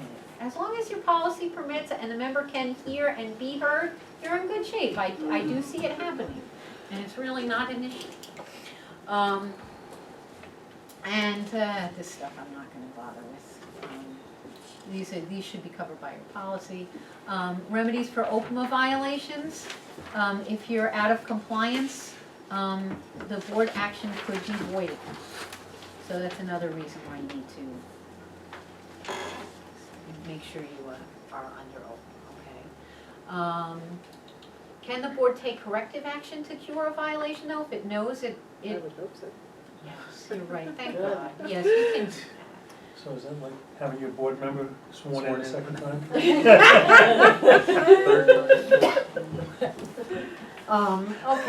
Is that red light on? And if an individual board member, this is, fact, okay, fact. So if you are sitting at the board table, they're clearly violating OPMA to your way of thinking. You can state your objection, but then participate without penalty. It needs to be noted in the minutes, but you have a clear conscience, even though you really don't think this meeting should be taking place. Something is wrong, it smells bad, I don't want to be a part of it, but if they're deliberating anyway and they're voting, I need to participate. You can do that, just as long as you state it clearly. Your conscience is bothering you, that's fine, but you've got to let it out and have that reason stated in the minutes, okay? And that concludes our presentation at 5:59. Ain't bad. Wow, you're good. Does anyone have any questions that are not? This is what I was gonna say before, I don't know if it's a question or a statement. This is the, public comments. The term is comments, it's not a conversation. And we get hauled out for this all the time, all boards do. Why don't you answer our questions? Why don't you answer our questions? Why don't you respond to us? Because it's a comment time, it's not an interactive time. There are times when, and I know I've done it, I say, is it okay if I respond to that? And sometimes it works out really well, and sometimes it doesn't, and you're like, it's a crapshoot. But don't feel so badly if you can't answer some of these questions, because I have a feeling there's gonna be somebody at our board meeting tonight about the, busing. Is somebody gonna be there talking to us about that? Don't know. They would go to the wrong board meeting if they were. I know, I know. Well, Anyway. yeah, that's a great point, Debbie, honestly, I don't know and how boards should exactly take to that. handle that, Yeah, yeah. it's Well, happening at the same You know time, 20 something, miles first away. of all, just a little hint, you may Maybe wanna not check your 20. policy manual because unfortunately, and I believe it's Strauss Esme, titles their policy public participation, which is not the same as public comment, and although the policy itself says exactly what you've said, They it's a call it- misleading title in my humble opinion. Yeah. So you may wanna clean that one up. And the way to navigate that really is to just set a precedent, to read that statement, say, look, we're listening to you, but we may not have, in fact, I think we you'll just said indulge me. We I just said do this have- is, we do not, This we is the reserve the right to lingo. not respond. This is the lingo that, do I have it? Ah, crap. I feel like he says that. Maybe it's the other board meetings I I think attend. it's other Yeah. This It's is not in what- here, but it does say, please be respectful and mindful that your comments are being recorded. We were losing, so it was I I worse. do have, and you know what, I think Franklin uses it, Franklin Borough. But it just says, look, we're listening to you, but just because you bring it up does not mean that it will be answered tonight. Right. In some cases, we may delegate the superintendent to look into your issue, but that's not really the reason for a public comment.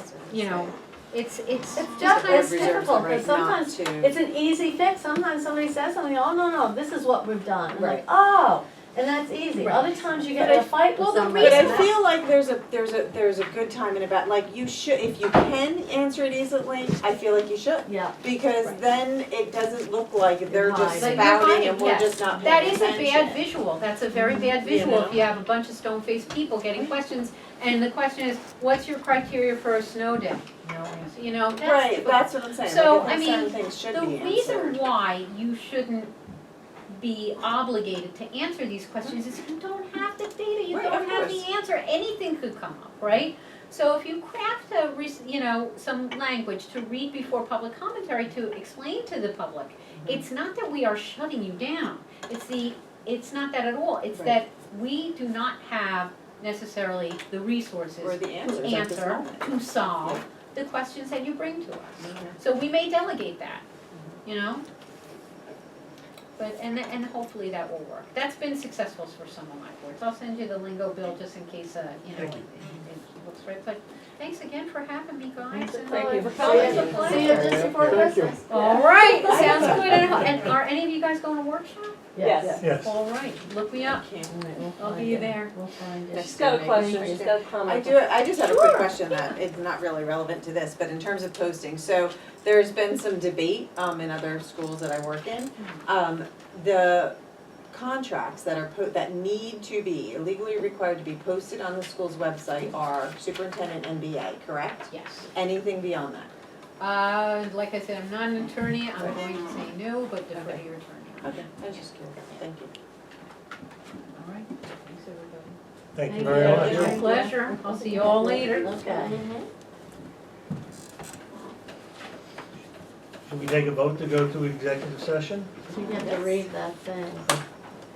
Because that says Okay. what we're gonna You're do, right. otherwise. Sorry. Star pupils, and I look, love you guys. No, when you're not here, Debbie doesn't participate this much. If only that were true. I'll wait till our fearless leader returns and I'll read the executive session notes. He might not come back. Yeah, he might not come back. What? We're going Okay. We're going now.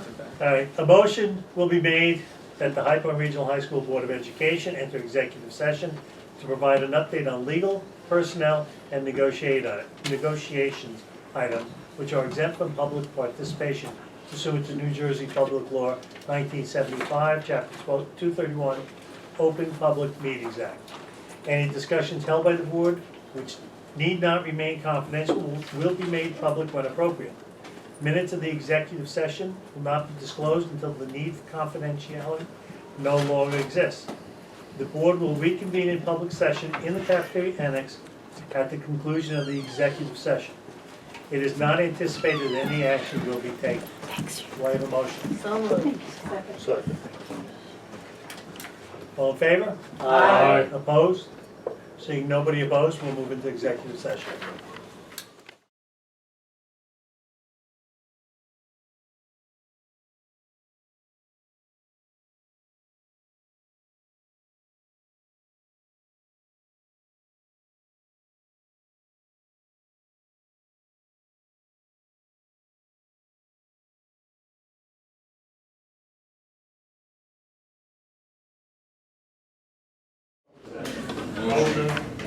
Second. Okay. All in favor? Aye. All opposed? Seeing no opposed, we'll return to public session. One item I'm going to bring up now on unfinished business. The prior meeting, we were notified about a application for the Sussex County Soil Conservation District by Ridge Hill Farms on neighboring property. And we had asked the committee to hold up if we had a chance, opportunity to at least look at it. As the committee considered. We have reviewed it, considered it, and we don't feel it needs any further. Any further action on board? No. Okay. If that's the recommendation of the committee, then I'll notify WOD. Thank you. Thank you very much.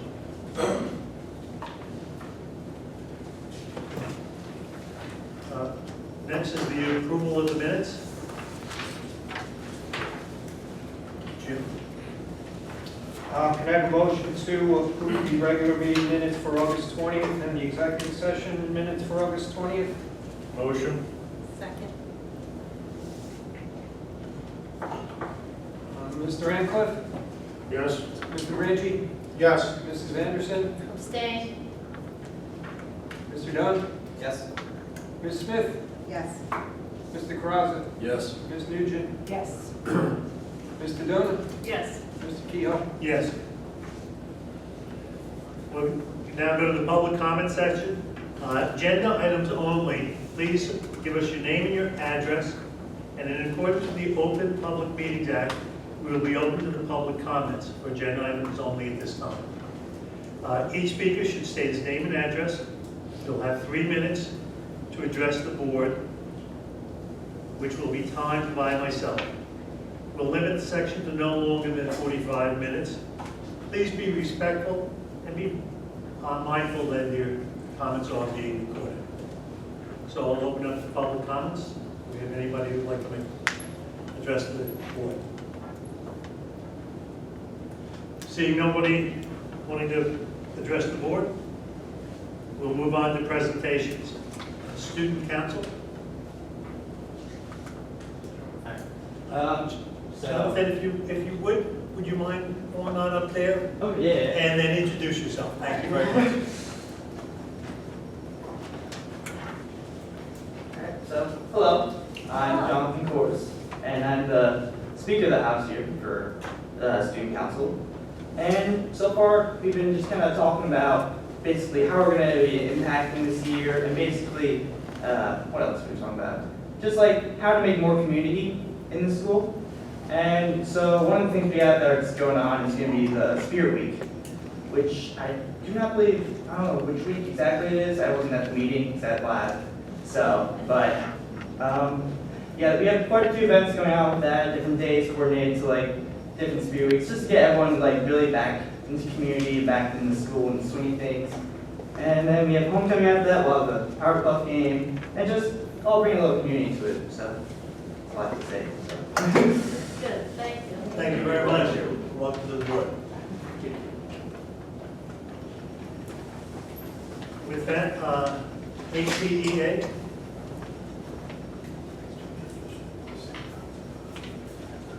Welcome back, folks.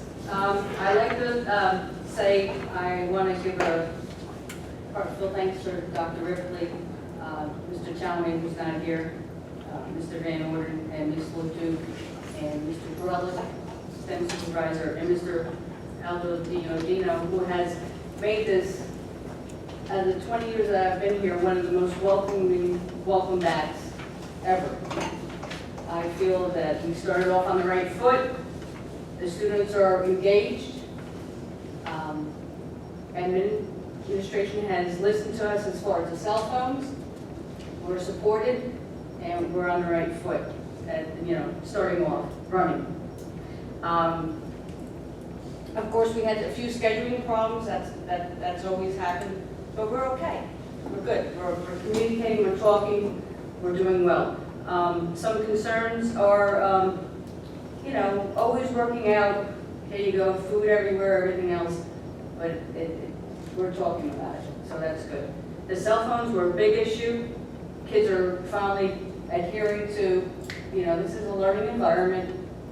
If you're going to college or not, this is what we're here for. And the admin is really supporting us on that, and on that, it's good. Thank you very much. On a personal note, I have been delegated to be SOE on the committee to the governor of the state of New Jersey for social, here we go, SOE, gender identity equality in our schools. So I'm representing all of Sussex County for this. So it's not only High Point, it's all of Sussex County elementary schools and whatnot. I have to report out to our county committee as to what's going on in our counties. This committee has dealt with the history of LGBTQ plus history in our schools, which is going to be a mandate for 2021. So I'm very honored to be there and to not only represent our school, but all of Sussex County. So our monies and our efforts will go towards NJEA members, teachers, staff that are dealing with issues. If we need books, if we need PD, we can get money. So we will be coordinating with all the Sussex County schools for PD, books, whatever needs to be done. So we're not left out in the dark. And it's interesting because I came back in Trenton, I'm a little tired last night. I got back at 11:30, a little late for me, I'm an old lady. But High Point was there. High Point was there as far as they were involved with the Somerset County News ELA for the whole curriculum going forward for next year to meet all the mandates. We can help with QSAC and GSA advisors that need help and whatever they need, we can do that.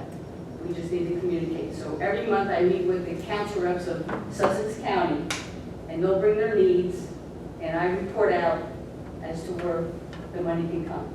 As long as it goes towards NGA members helping the students, we're here to make sure it's a safe environment for all, students and staff. And I'm very proud to be a part of High Point that was there. There was very few schools that took this initiative on. So I'm very proud to be a part of that. Any questions? So we're there. Congratulations on that. Thank you. Great start of the school year. Really appreciate it. Thank you. Thank you. The principal's report?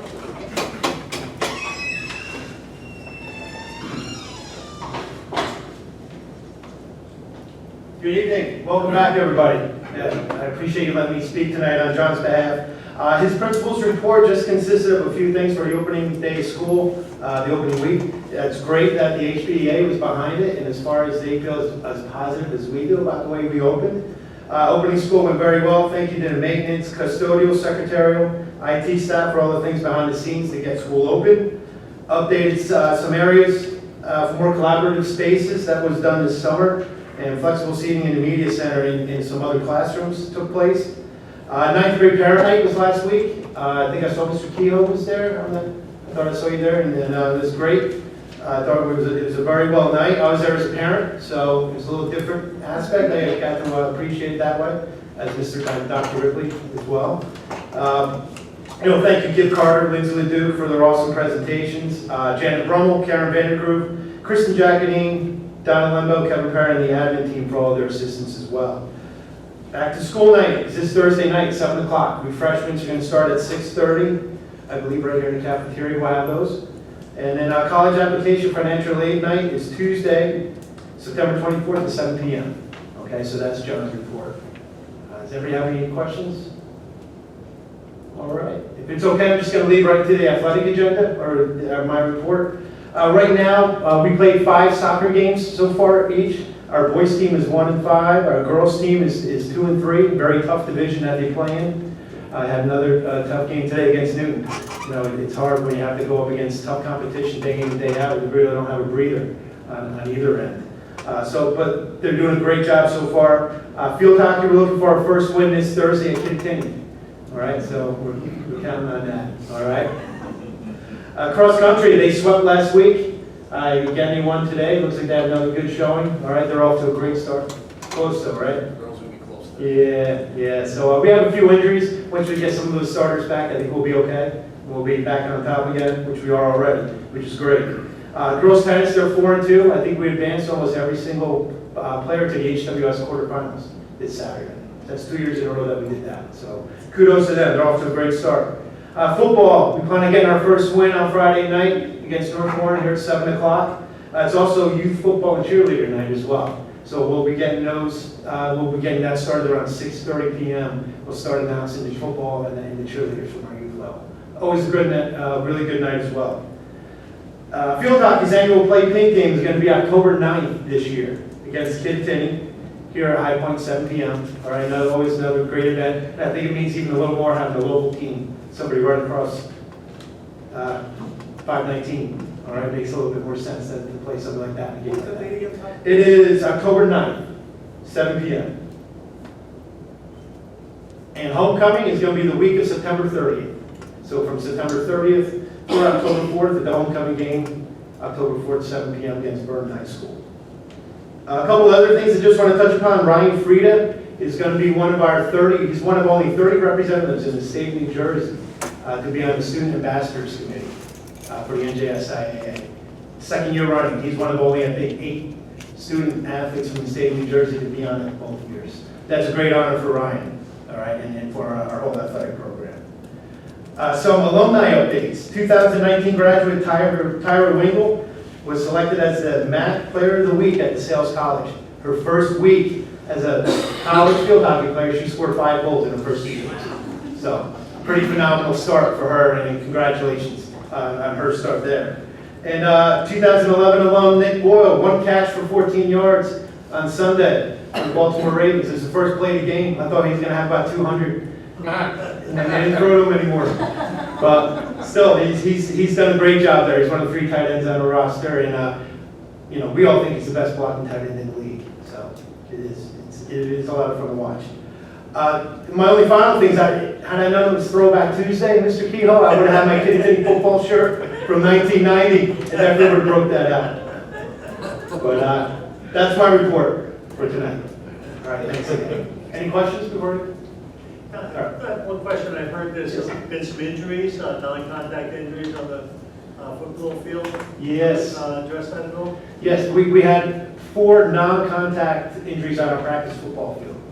And upon, looking at everything, there were a lot of variables, I think, that are involved in not only the practice football field, but I think a lot of those fields up on that end of our building, the 2 soccer fields that are located up there, as well as even our lower soccer field. I think last year, a lot of times at the end of the fall season, you get cleat marks, you get other track marks, a lot of unevenness. Last fall, I don't think we were able to get any machines on there to fix those, whether it was a roller or aerator, hydroseeder, because we had so much rain last fall. So there was some concern about plugging some of those vehicles and damaging the fields even worse. So when the spring rolled around in the summertime and the fall, and it's been extremely dry, well, now those uneven spots are hard as a rock, and it creates the uneven surface. So I think that's something definitely to play a role in it. We need rain, a lot of rain. I never thought I'd be saying that after last year. But we definitely something that myself, Mr. Minkowitz, our our supervisor of buildings and grounds, Stephen McGrath, and John Townley, the 4 of us sat down earlier this week and discussed our field situation and trying to come up with a plan moving forward. I think is if we can start thinking about what we can do beginning with the spring season and moving forward on those. Are the injuries consistent with the other sports as well, or are we talking just the football practice field, like the soccer? Just the football. Yes, right now it's just the football practice field where those injuries are consistent. Yep. All good? All right, you got it, thank you. I would just like to recognize the administration and the staff for an exceptional ninth grade parent night. They come here with great enthusiasm to demonstrate what we do every single day. And the staff are excited to be a part of that, the administration, and they did a phenomenal job. Unfortunately, I had missed that night, and I'm sorry for that, but it was by every account a great night. So thank you to the staff, the educators, and the administration for a great night, and I would like to invite any board members who might be inclined to attend our back-to-school night on Thursday evening. What time is that? 6:30 for, 7 o'clock. That's this Thursday? Yeah. Just an invite if you're inclined, no obligation. Curriculum. Thank you. Mr. Campbell, if you would. Good evening. Mr. Van Orton mentioned it was throwback night, and he got some nice press today in the New Jersey Herald. They listed defensive performances of the week in high school football, and they credited Todd Van Orton with 12 tackles. So we're very proud of Mr. Van Orton. I have more tackles Friday night than my whole career. While we're speaking about Mr. Van Orton, I want to just recognize him. I know we have some community members here from our special ed parent advisory group, and along with Mr. Carter, Mr. Van Orton and myself have been working to implement a unified phys ed program, which we spoke about last month. So thank you for your work on that, and we're looking forward to seeing that be successful. Thank you to our staff and to our HCA. We also felt that it was a warm, pleasant, successful opening to the school year. We came in on Tuesday, September 3rd, and a little bit of an icebreaker, a little bit of a relationship activity. We walked the campus, which is vast and gorgeous. I called it walk and talk. I want to give some credit to Mr. Talamay. I saw him at it again today. Last year he did about a 20-minute walk with each staff member during one particular period. So about twice a day in September, he pairs up with a staff member and walks. So playing on that theme, we did a walk and talk with our staff opening day. There were 4 options, so you could choose your own adventure. The most challenging route, if you ever want to go for a walk and hike through our cross-country route, most of our student athletes are not able to maintain a run as they go through this hill. It's incredible. I've yet to maintain a run. I've yet to maintain a walk. So, no joke, I try and slow down and I run as slow as I can. Can't make it, I'll walk, can't make it.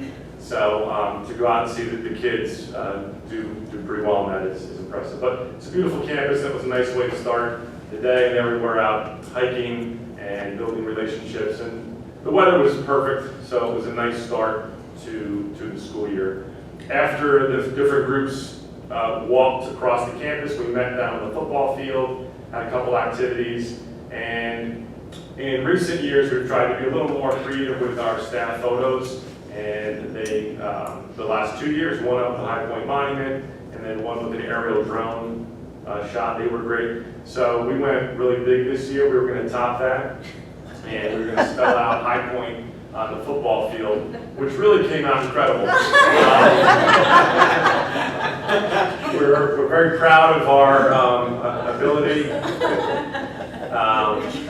Thank you. You can actually see what it is. But we reassembled the next day to the staff photo, and I tweeted it out, and it's so true. We preach this all the time to our classroom teachers and to our students that fail forward, don't be afraid to fail, et cetera, et cetera, et cetera. So if you don't try something difficult or new, you'll never have those great moments. So we had a little fun with the fact that it was a little bit of a, didn't work out so well, but it was a great day. Equally as exciting is our public presentation of the 2019 New Jersey Student Learning Assessments Report. And there's a lot of information to present, and given my reputation for brevity, I know you'll be impressed with my ability to just fly through it. First off, some things to clarify. This has been a bit of a political football. I believe the assessment is outstanding. Most of the questions the assessment asks are so appropriate to all disciplines.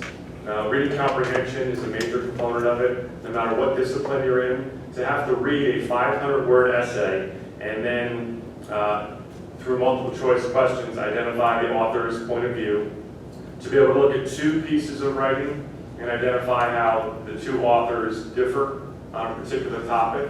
They involve historical documents, scientific peer-reviewed research articles. They're outstanding, and they really are a mirror image of the SAT and the PSAT. So there's been so much political pushback, but the assessment itself is, in my opinion, pretty tough to argue with, and we're pleased that our students have shown improvement. Back to the politics. A great deal of confusion about what would qualify for graduation. And after a brief battle in the court and the legislature and the commissioner and the governor and back to the court, they basically simplified matters and said, we're going to go back to where we were 4 years ago, which is you must take these assessments. However, for graduation, you can meet the requirement through other methods. Okay? So you can meet it through SAT, PSAT, ASVAB, ACT, etc. And I think that gives us a sense of reassurance that the tests are to measure growth, and they're to measure teacher growth and student growth, but they're not the only way you can demonstrate proficiency for graduation. Very important. Mr. Townley and I met with 44 12th grade students, 30 of whom took the ASVAB this morning. And if they did not pass the ASVAB, they'll likely pass the PSAT on October 16th. And if they don't, they will be supported in a comfortable environment and they will pass the portfolio. When Mr. Townley and I met with them, we explained that this will not be a barrier to graduation. And most importantly, from our perspective, is that it not overly shape their identity as a learner. I said, you're going to have teachers in front of you and administrators in front of you later today who maybe did not do exceptionally well on, say, the SAT, but it did not stand in the way of their career goals. And the assessments are important, but we have to let our students know who struggle with them that this is not epic failure. This is one assessment. We see how you did, we look for growth, and we move on. Now, this year, and moving forward, it is named the New Jersey Student Learning Assessment. It is the same test as PARCC. We've simply adopted a state name, the NJSLA. Okay, so the test didn't change, the name changed. Here's what we are tested in. English 9, English 10. Juniors are no longer required to test in English or in math, but they must all test in science. The science assessment had been a biology competency exam. It is now it's an outstanding assessment that covers the entire range of the next generation science standards. The state has done a phenomenal job of putting out standards for science that say we don't have a set of standards for chemistry and a set for biology and a set for physics. We have a skill set about analyzing and exploring and comparing and researching and articulating, etc., that is consistent throughout all science exploration. So the questions are all problem-based, and again, it's a good assessment. Those results are not in, so what I'm reviewing with you this evening are our math and language arts scores for our 9th and 10th grade students. I think this was a win. I went into every class last year and spoke to every student, every English class. And to be able to tell them that the assessments have been shortened and we've reduced the number of them, I think helps build buy-in, okay? And classroom teacher buy-in and student buy-in might be the single biggest determining factor in successful performance that you'll see this evening. What did we do last year that led to the strong results we'll show you in a minute? Our strategic plan last year included 3 things. First of all, we contracted with Lincoln. Lincoln has come to High Point and done a magazine story on us. because they believe that we are a lighthouse district and how we used it and the success that we had. We piloted Lincoln in 2017-18, and we piloted it for algebra, and that's when we saw our passing rate in algebra raise by 105%, so more than doubled. Now we used it throughout the curriculum, and we believe that it was highly effective. Second of all, every teacher worked with their colleagues in their discipline to increase literacy and to expose their students to challenging critical thinking questions based on reading passages that relate to their subject. So whether it's our technology teachers in computer animation design, our media tech teacher, Mr. Fenlon, whether it's chemistry or social studies, it needs to be embraced, and I think our staff did embrace it, that literacy, speaking, writing, and reading more than anything, is not the responsibility of the English department. It is a school-wide responsibility. We also have a math and 3 English interventionists. One of them is here this evening, Ms. Mancuso. Through her RTI efforts and her role as a reading specialist, along with Ms. Heather Stroud, Ms. Rita Mills, Ms. Kirsten Sabo, we had staff members assigned to target students who were struggling, give them the support they needed to improve. So those were 3 things that we did a little more of last year, a little different last year, and here are the results. This is a 3-year comparison of how we performed in each assessment. First line up, we went down in Algebra 1. Not thrilled with that, but I need to point out that Algebra 1 is particularly unique. I think we know why. Because increasingly students take Algebra 1 in 8th grade. So district to district and year to year, it varies how many of your students are taking Algebra 1 in 8th grade and how many of them are taking it here. The stronger students take it in 8th grade. So when you see Frankfurt, who does a phenomenal job with awesome rates, it's because they're doing a great job, but well, they test all their students in Algebra 1. Sussex Wantage, a better example. They're a more traditional approach where they have approximately half or 60% do algebra, 40% do 8th grade math, and then take Algebra 1 here. So algebra is a bit unique, but we hope to see that increase again. Geometry, go back 2 years. We went from 30%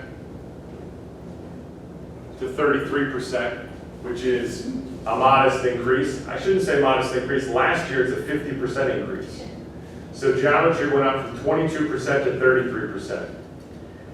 That's unbelievable to go up 50% in one assessment. Algebra 2, more than doubled. 23% passed the assessment 2 years ago, 54% passed it last year. That's through the roof growth. Math, overall, 24%, 28%, 40%. So 12% increase in the percentage of students who scored a 4 or a 5. By the way, when I say passed, it's are meeting or exceeding expectations. Like AP assessments, NJSLA Park, you score a 1, 2, 3, 4, or 5. All the tables tonight show success as earning a 4 or a 5, which is not easy.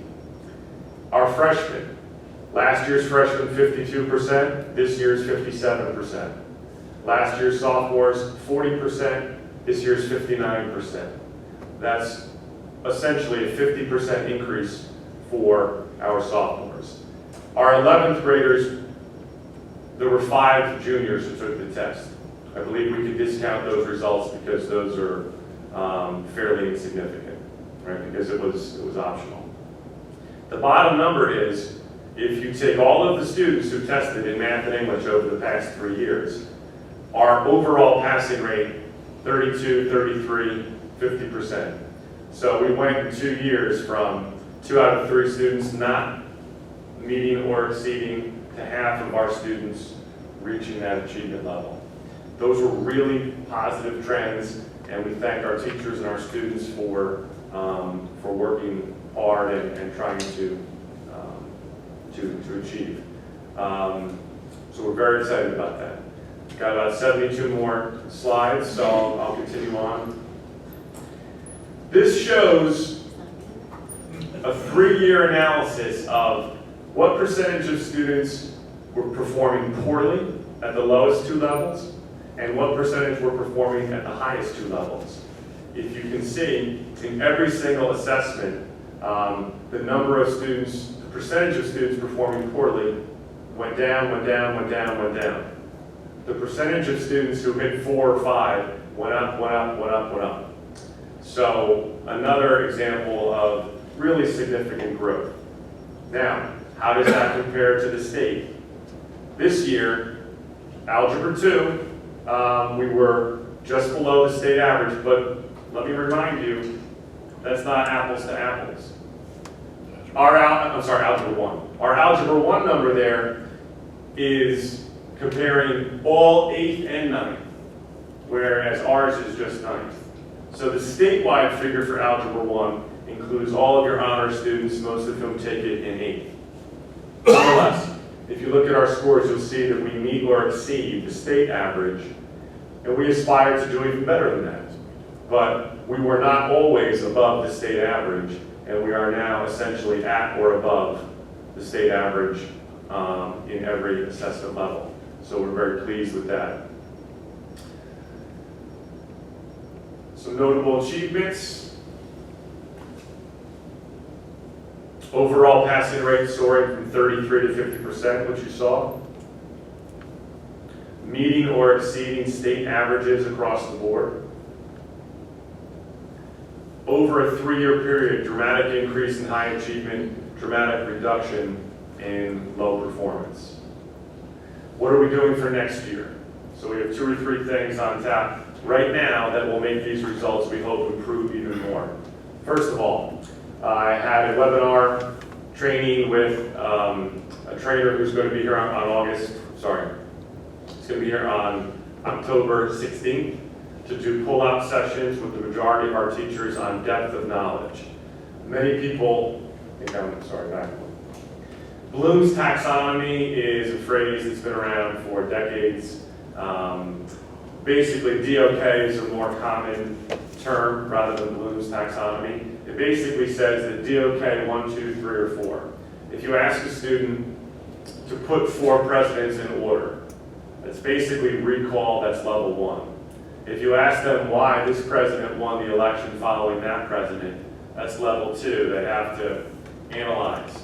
If you ask them, according to the current economic trends, why will this current president be reelected or not reelected, they have to predict and apply. So it's 4 levels of thinking, each of them a little more application rather than basic recall, and our staff is being trained in a few weeks on that, and we hope that getting our teachers their own assessments that they create to be just a little more focused on higher level thinking questions and a little less focused on basic recall will pay dividends.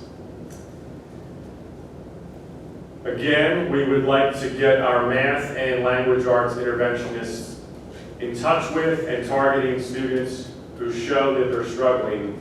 Right now this week, all of our English students, all of our math students are taking a Lincoln benchmark. Those results for the entire school will be available in a week, and we can then say to our interventionists, these 5 students need help, these 6 students need help. Individual classroom teachers as well need to know who is struggling to perform at grade level in their classrooms. I believe I may have a typo there, same one. I meant to put it in a different slide, I apologize. The third approach we have is that we are returning to midterms and finals. What I'm excited about Very is... happy. Steph is very happy. Thank you. So what the midterm and final does is it allows for greater ownership of the assessment. When a teacher gives you a computer and asks you to do a Lincoln assessment, there's this disconnect because you didn't create the test. I get it.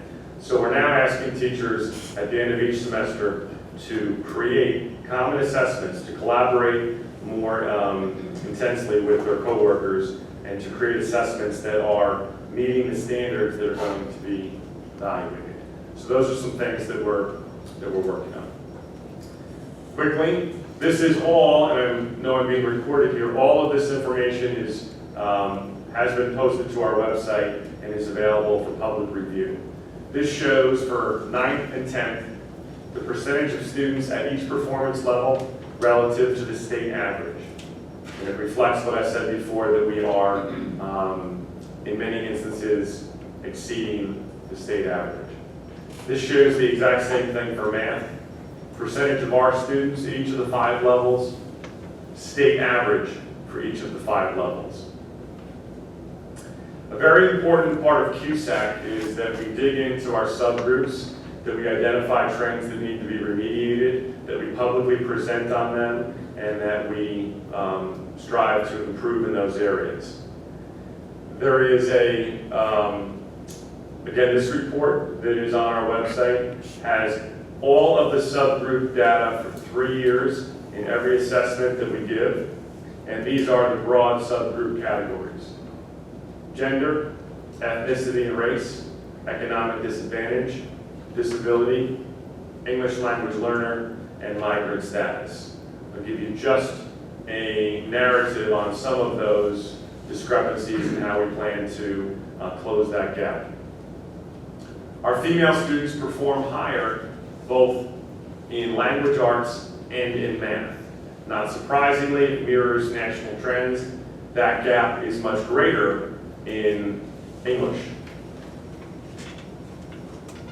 I think most of the books sold in America, I was listening to a podcast recently that said somewhere around 70% of books purchased in America are purchased by women. Women statistically read more. And we're trying to change that. New to our curriculum this year, classes that target male interests, mystery, suspense, and fantasy literature. Mr. Kleinis is targeting a specific subject area that boys have demonstrated an interest in. And we're also increasing what we allow students to read. Our choice reading program opens doors to young men who may not be interested in Jane Eyre, but might be interested in the biography of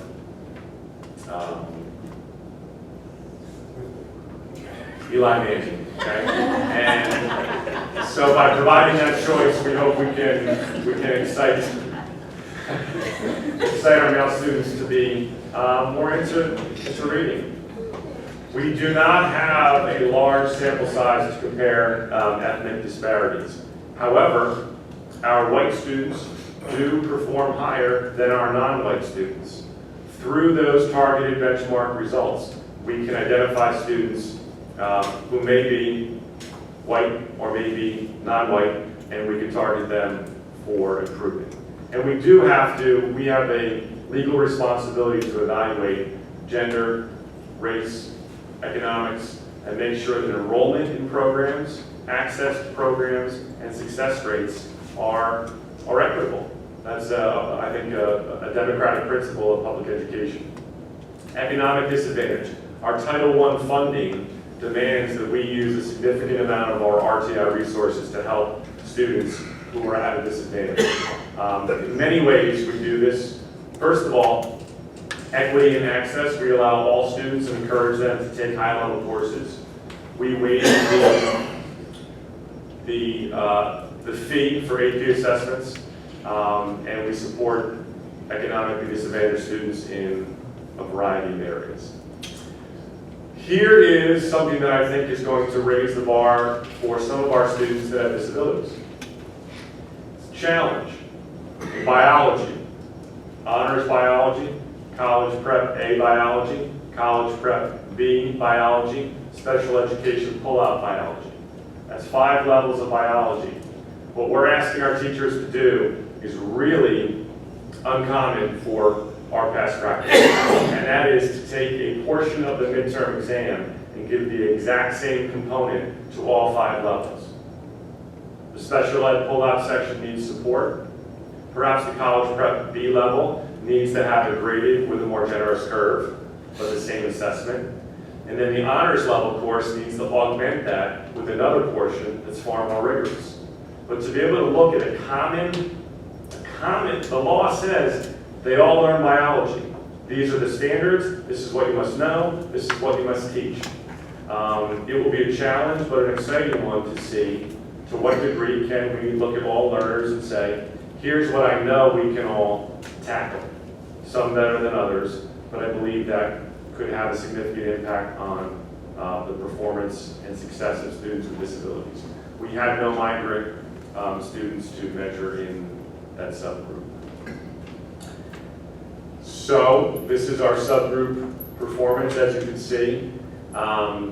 It's a lot of information, and it is readily available on our website. What I gave you was a synopsis of areas of strengths and weaknesses and targets for improvement. And that's just kind of a recap of where we're at. We are not wholly satisfied because every year the pressure is, by the way, we don't know how other schools perform. So one of the most, from a competitive standpoint, the most interesting part is to say, how did we do compared to Sparta and Vernon and Kittatinny? And how did our growth compare? I think purposely the state left that unavailable so that you could first say, how did High Point do against High Point? And down the road, not yet announced, they will release to the public all district scores, and I'll report back to you on how these results compare against our peers in the county. I know that was a lot of information. Any questions on our public presentation of the 2019 NJSLA report? Campbell, to what extent will you opt out? Any problem? What percentage of students are now opting out as opposed to? Between 0 and 3? Absolute number of students, you're saying? Yes. Percentage? Almost non-existent. And I would say it's not opting out, it's refusing. And it's worked But quite... it's an important term when you're in the role of presenting that to parents, because it's not optional. It's not optional, and the simple answer is that your curricular assignment for the day is to be in room 202 in desk 3 and row 4. If you choose not to engage with the Chromebook, certainly you're right, you need to have reading materials and read. You will be called out of class and be brought down to the retake. There are a handful of students whose parents have contacted us who have significant conscientious objections, and we're not antagonistic toward that. But I think our participation rate is above 99%, so it's a really small factor. When Park was initially, we can agree, when Park was initially given, there was a high percentage of non-test takers, which makes the data suspect. It does. Well, to your point, still what makes the suspect is we still have a number of students who click through. This is not a representative of every student's best effort. It is not. And we try and track that because we can get feedback on how many seconds or minutes they spent. And we know with certain students, and here's where it's about buy-in. If the classroom teacher says, I really care about this, and I want to see us grow. And what we're doing is giving every teacher through Lincoln, let's go back last year, so every single teacher will get, here's where your 110 students were when they came to you in language arts. Here's where every one of them finished.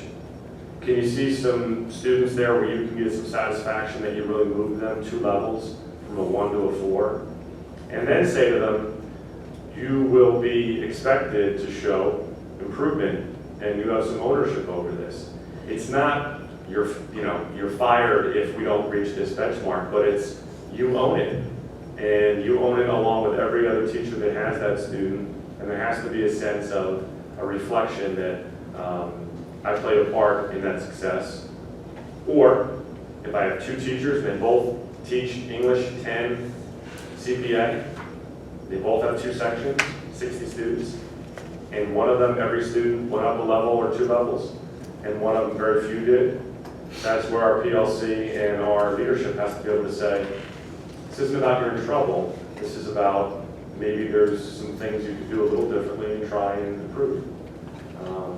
So the bigger issue, opting out or refusing is not the problem, but authentic engagement is still frustrating.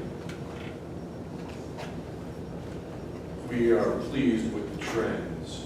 We are not necessarily ultimately pleased with the numbers.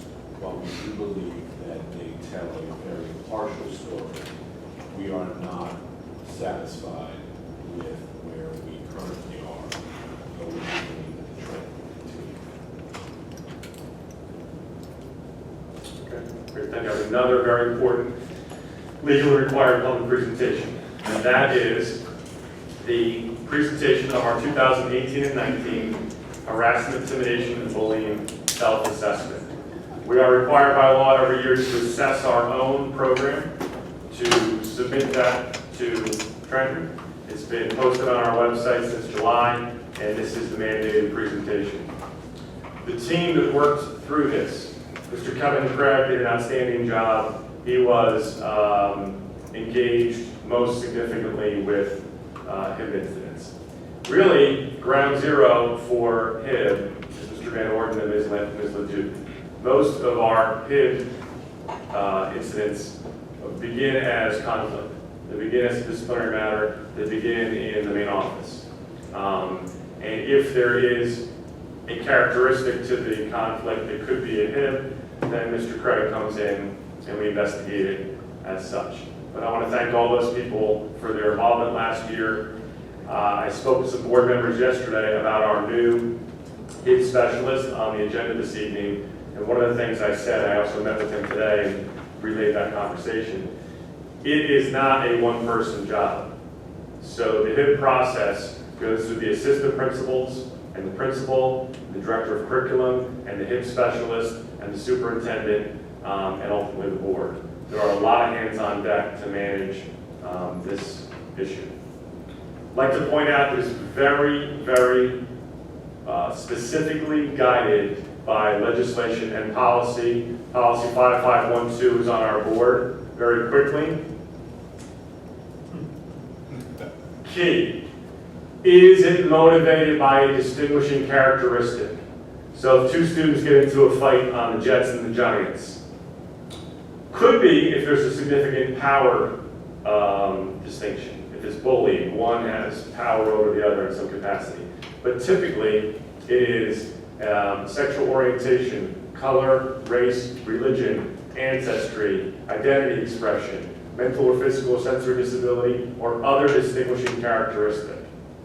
That is the number one thing that separates students having conflict to whether or not it's a HIB. Has to occur in school or have an impact on school.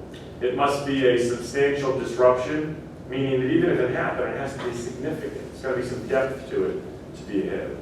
A reasonable person must know that the action is going to have an impact.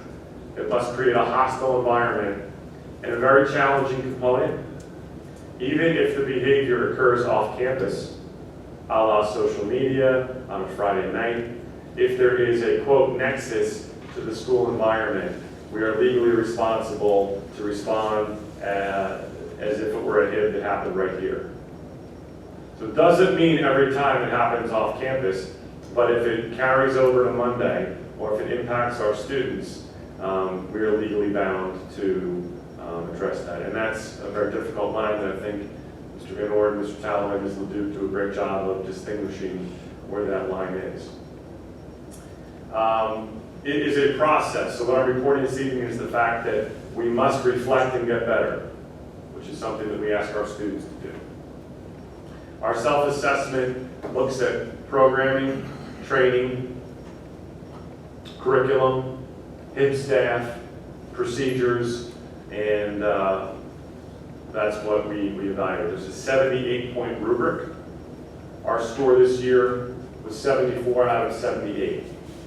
Okay? In order to address 4 of the areas where we did not score a perfect score, you'll see 2 things right there.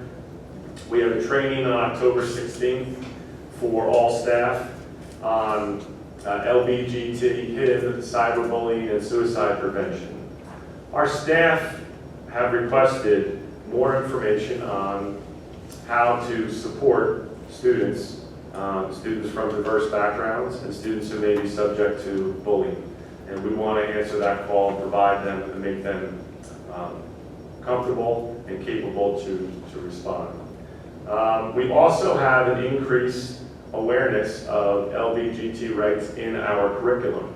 Ms. Mancuso made reference to that this evening. We've partnered with Newsella to make sure that there's a literacy component to showing students how different aspects of diversity could result in targeting, and we want to make it a literacy piece. It's actually now a state law that in social studies that LBGT history and the LBGT history rights movement be taught. So it's being infused in our curriculum, and we have a training for the staff, and those are the two things right now we're primarily working on.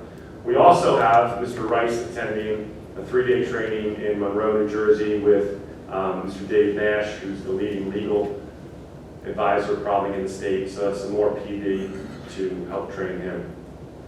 If you look at our numbers, we had 21 investigations, 7 confirmed HIBs last year. I would say that that is a bit of a leveling off and a rather consistent number of what we've had for the past 3 or 4 years. Obviously, 2015 and 16, a bit of an outlier, but this legislation began a few years before this chart reflects, and at first we had, I think one year we had 80 investigated because there wasn't clarity as to what was and wasn't a HIB.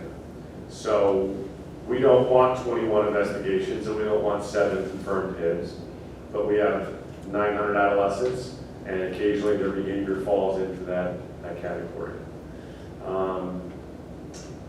Very important topic, and that's our public presentation. Can I help provide any more information on that? I had a question actually, but it's not necessarily on this, but on the data that was provided to us. Yes. So it seems that a high number of the HIBs, at least the reported HIBs, whether or not they were counted or not, took place in the classroom. And that concerns me a little bit because the hallway, I believe, was 2 or something like that, whereas the classroom was 9. So it's 9 of 21. Good to know that it's less than half. It's close to half, and that's high. Yeah, and I guess I really just more wanted to kind of, let's be aware of it so we can maybe look at, and I'm glad you said that, the staff had reached out and said they want a little more training, and so maybe this PD will help provide. But again, I don't know how many of those 9 were, it may be out of those 9, 0 were founded, but the fact that that many claims are taking place in a classroom. So it can go both, in my opinion, it can go both ways in this sense. One is the classroom, we hope it doesn't happen because relationships get established. I know you, you know me, we respect each other. At the same time, I'm with you more than anyone else, and if we do have a conflict or a challenge with a strained relationship, sometimes they come to a head, and probably 10 years ago, those 9 classroom incidents would have simply been sent out as a discreet offer and dealt with it. And I now, didn't take it as the 9 was teacher to student. I took it as student to student, right. but the teacher being in the classroom.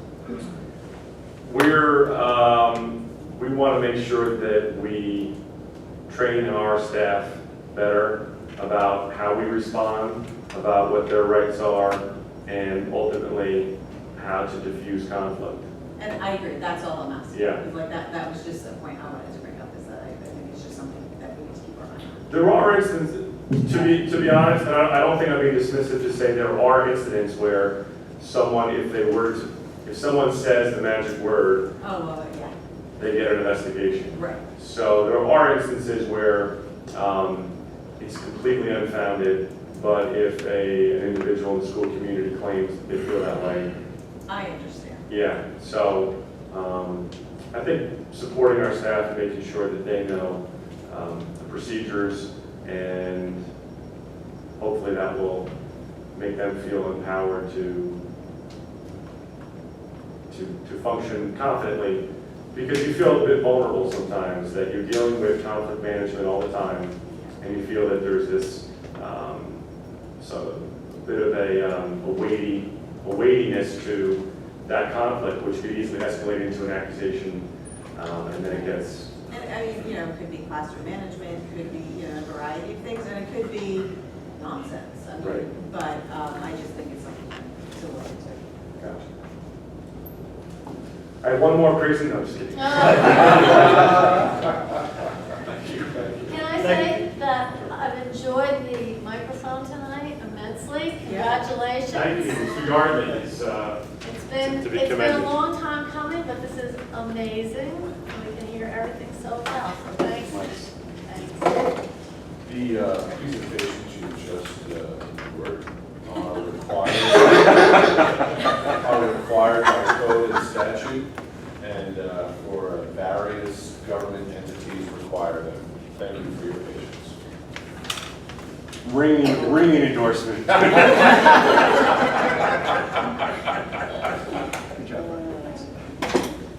Okay, I guess we don't have any more time for the meeting, we'll read the meeting tomorrow. Moving on to other business, does anybody have any other business? Seeing no other business, let's move on to the action items. And if we can start with the curriculum. Curriculum. I'm going to move items 1, 2, 3, 4, 5, 6, 7, and 8 in one. We are going to approve the school self-assessment for determining grades under the Anti-Bullying Bill of Rights Act. We are going to approve the professional development activities and the curricular and co-curricular field trips list, and the fabulous harassment, intimidation, and bullying report that we just got, and the interdistrict choice student under number 5. The job descriptions revised for school psychologist and director of safety and security under number 6.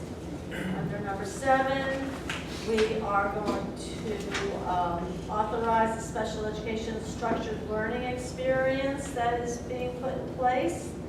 And we are accepting the progress and the report of the New Jersey SLA assessments. And those are the items I'm moving. I need a second. Second. Yeah, everybody loves it. Who's second? There were several. There were like, I know. does anybody have any questions or comments on those items? Okay, then we can take a vote. Mr. Rangi? Yes. Mrs. Anderson? Yes. Mr. Dunn? Yes. Ms. Smith? Yes. Mr. Karaja? Yes. Ms. Nugent? Yes. Mr. Dillon? Yes. Mr. Radcliffe? Yes. Mr. Kehoe? Yes. Personnel. Okay, in personnel, I'm going to move these items individually. I'll make that up in finance. So under personnel, item 1 is recommended by the superintendent that the Board of Education accepts with regret the resignation of Mr. Kevin Craig, Director of Safety and Security, effective September 27, 2019. I make a motion seeking a second. Second. Any comments, discussion about Mr. Craig's? I'm just going to say, because he's been presenting to the board and various committees for years, he's extremely knowledgeable, thorough, has given us a lot of good guidance and information, and although he's moving along, he's left us in super good stead. We've got all these forms and paperwork and processes and all that jazz put together, and I think he did a great job, and I know he's a fan of the district, so I appreciate what he did here. And I'd like to second that. I would have firsted, only Debbie got to be first. That's First. But I think he's done a very credible job, and it's a tough loss to lose him, and hopefully we'll be able to get a good replacement for him. I just want to say congratulations on the opportunities that are now open to Mr. Craig, and say on a personal level how much I will miss him, and how much we appreciate as a district, and how much I appreciate professionally the significant impact that his efforts have left upon this community and on this district. is a safer, more prepared institution than it was in the past, and that is because the efforts of the individual that the state looks to come up with the safety and security plan has put us in a great place. And congratulations, and we will miss you very much. Thank you. Anyone else? Roll call, please. Mrs. Anderson? Yes. Mr. Dunn? Yes. Ms. Smith? Yes. Mr. Karazan? Yes. Mr. Nugent? Yes. Mr. Dona? Yes. Mr. Ratcliffe? Yes. Mr. Morangi? Yes. Mr. Kehoe? Yes. Item 2 is recommended by the superintendent that the Board of Education accepts with regret the retirement notification of Barbara Fasano, Social Studies, effective January 1st, 2020. Make the motion seeking a second. Second.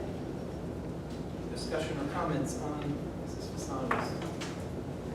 Is it okay if I go first again? Go for it. I know. I wish Barb the best in retirement. I don't know how long she's been here. I always say, how long? And John Talman always tells me, but he's not here today. 18 years? Really? Wow. Are you making that up? No. Wow, Barbara. Anyway, I wish you were here, Barb, because you've done a great job. She's like a mom to all her kids. She loves her freshmen so much. She loved coaching her softball team. She just is she always just considered herself a really good cheerleader for her classroom students, for her athletes, and she just had such enthusiasm for being here. So I know she's going off to be the best grandma cheerleader. She's going to give me a run for my money as being the best grandma, but she's doing a good job, so I wish her the best. And people will miss her. I want to second that. I've known her both personally and professionally. I think the students are better off, and the community would be better off having her Yep. as well as the school and the community.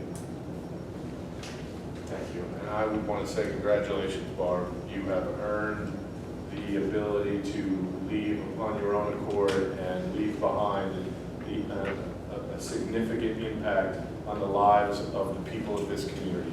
Congratulations. We wish you nothing but joy and peace as you choose to spend your days elsewhere, but we know that you will always be a part of the family here.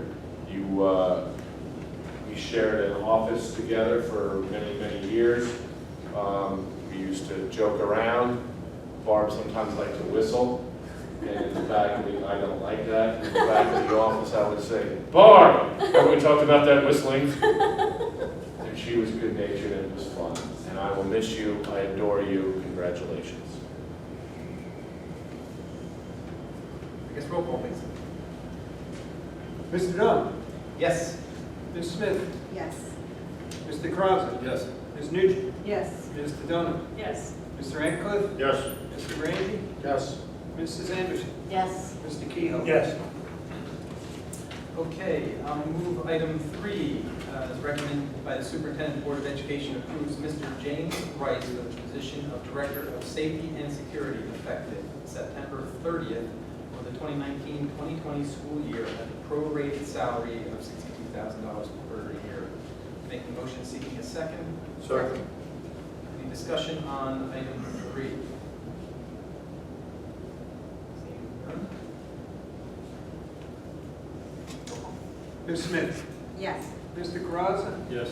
Ms. Nugent? Yes. Mr. Dona? Yes. Mr. Ratcliffe? Yes. Mr. Morangi? Yes. Mrs. Anderson? Yes. Mr. Dunn? Yes. Mr. Kehoe? Yes.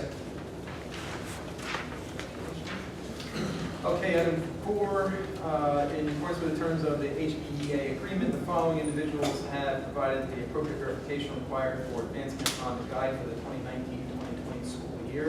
This is Marina Errors in Science and Todd Bennett in Physical Education. Making a motion to recognize that. Seeking a Second. Okay, any discussion on item 4? Ms. Smith? Yes. Mr. Karazan? Yes. Ms. Nugent? Yes. Mr. Dona? Yes. Mr. Ratcliffe? Yes. Mr. Morangi? Yes. Mrs. Anderson? Yes. Mr. Dunn?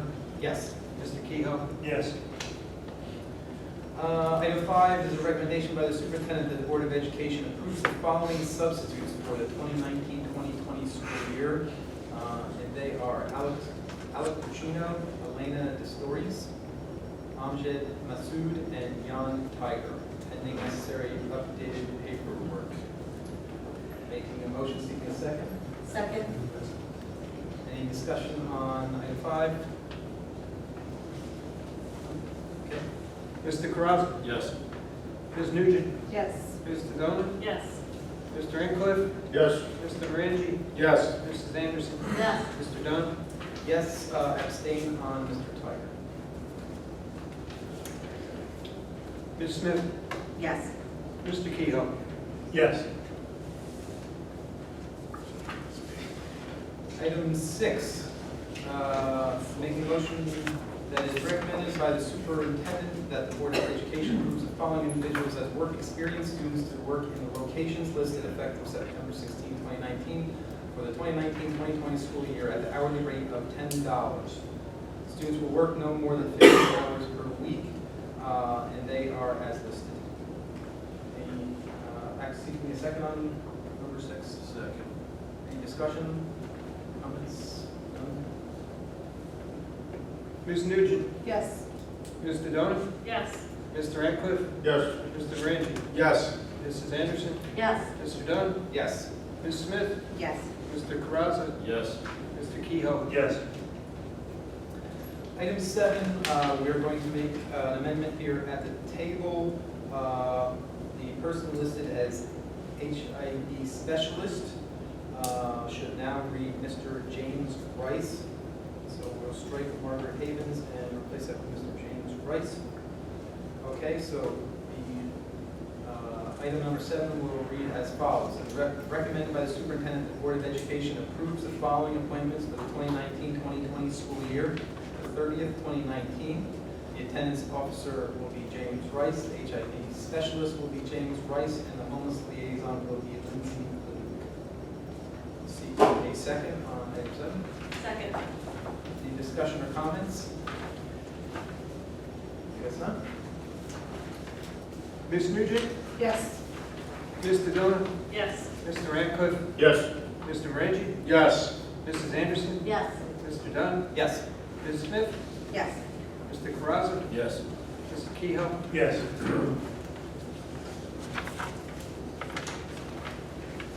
Extracurricular, it is recommended by the superintendent that the Board of Education approve Seamus Campbell to serve as a volunteer assistant for the boys' basketball program for the 2019-2020 season. Do we have a motion? So moved. Second. Any comments? As long as he doesn't do a slideshow during the games. We will be able to get the games over there for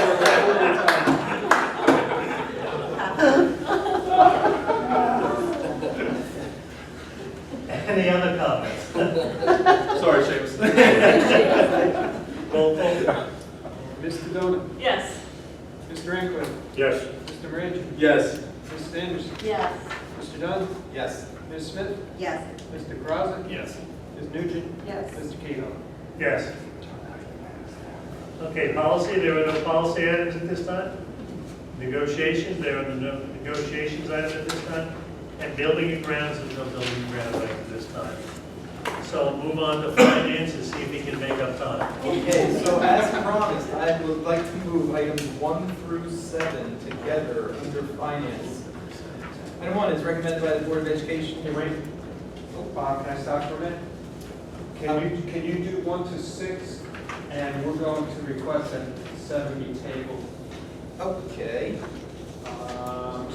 7, we're going to request it, I know we talked about it in committee, and we have good estimates, but we want more concrete final numbers. So we'll bring it next one. Okay. Okay, so I will move 1 through 6 together. Noting now also that item 5, we will be adding to the accounts listed also student activities account for July and August and a scholarship account for July and August. Okay, I'll read them complete. Item 1 is recommended by the Board of Education that the Board of Education accepts the report of the Board Secretary and Business Administrator for the month of August 2019. Item 2 is recommended the Board of Education accepts the report of the Treasurer for the month of August 2019. Item 3 is recommended the Board approves the report of transfers and minimum expense transfer report for the month of August 2019. Item 4 is a recommendation that the Board approves for payment the attached schedule of audited bills dated September 17, 2019.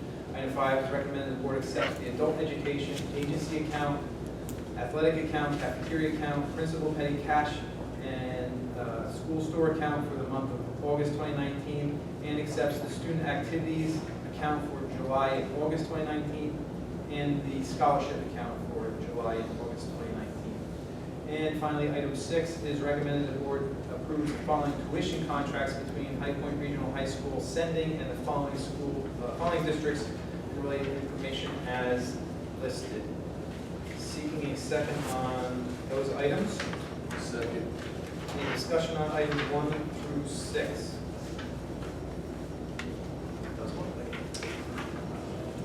Mr. Ankliff? Yes. Mr. Reggie? Yes. Mrs. Anderson? Yes. Mr. Dunn? Yes. Ms. Smith? Yes. Mr. Karatza? Yes. Ms. Nugent? Yes. Mr. Donah? Yes. Mr. Kehoe? Yes. Okay, so, the 7 being listed, we are going to make a motion to table that?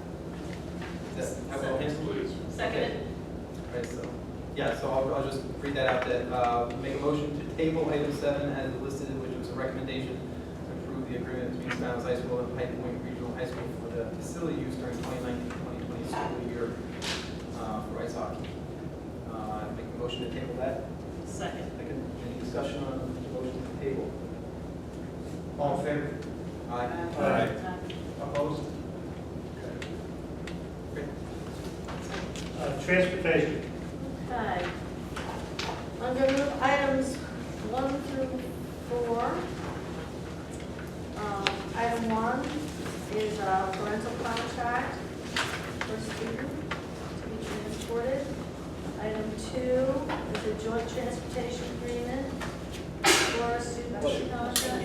I'm sorry, for student I'm reading a student to be contracted. Shapers. Let me start over again. Hi, everybody. Moving items 1 through 4.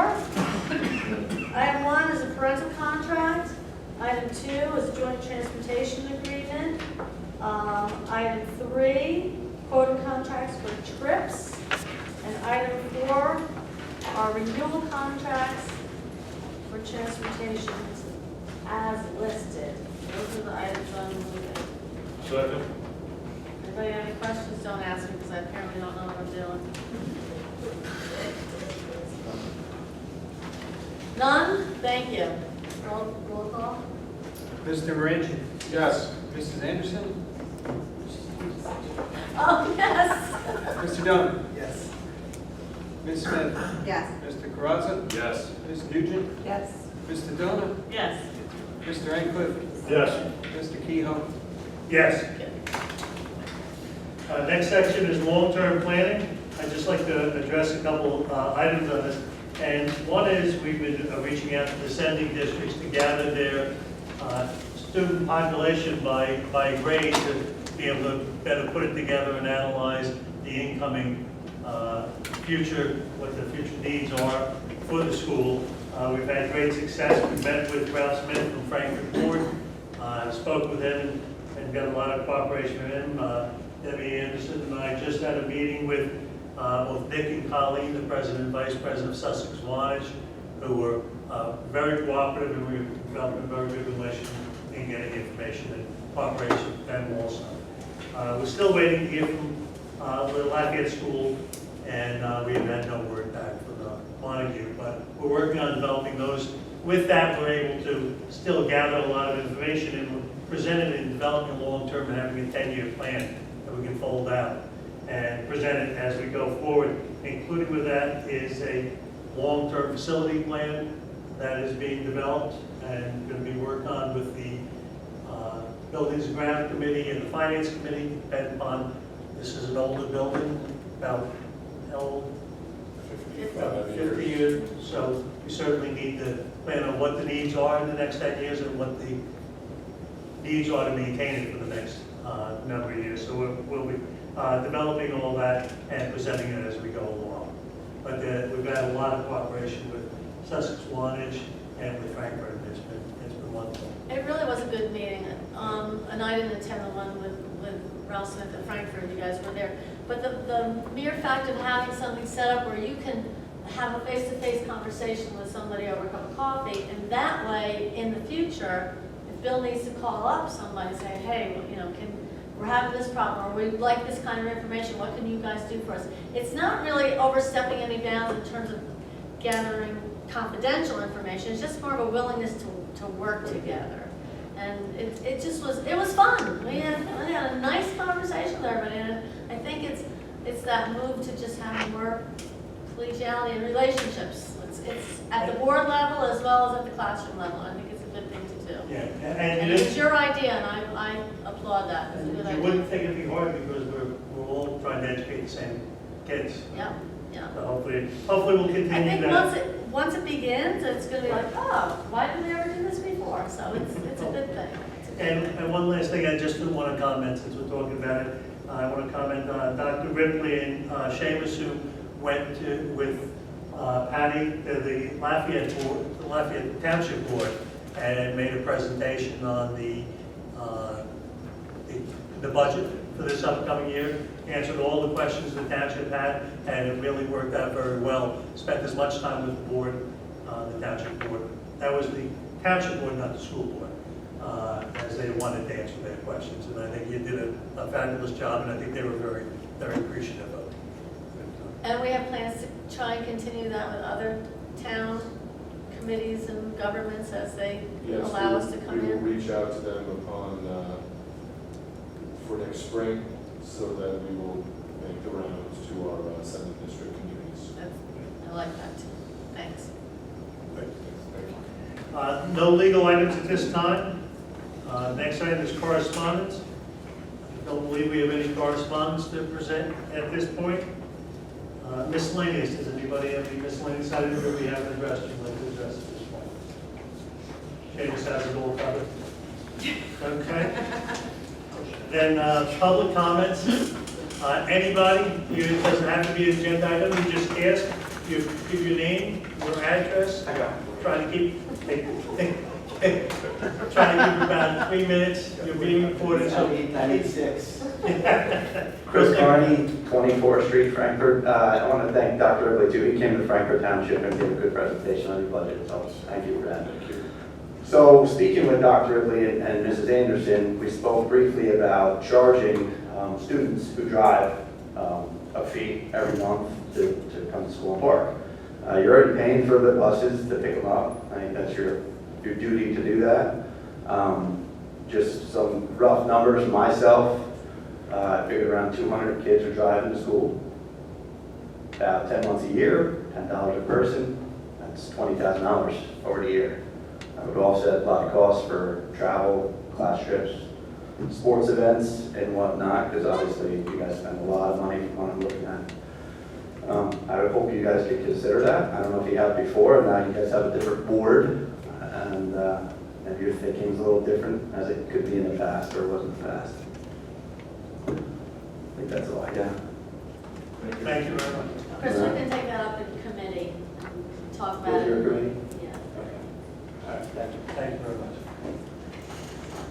Does anybody else have any other items they'd like to, anybody with Seamus have any other items? This might be ahead.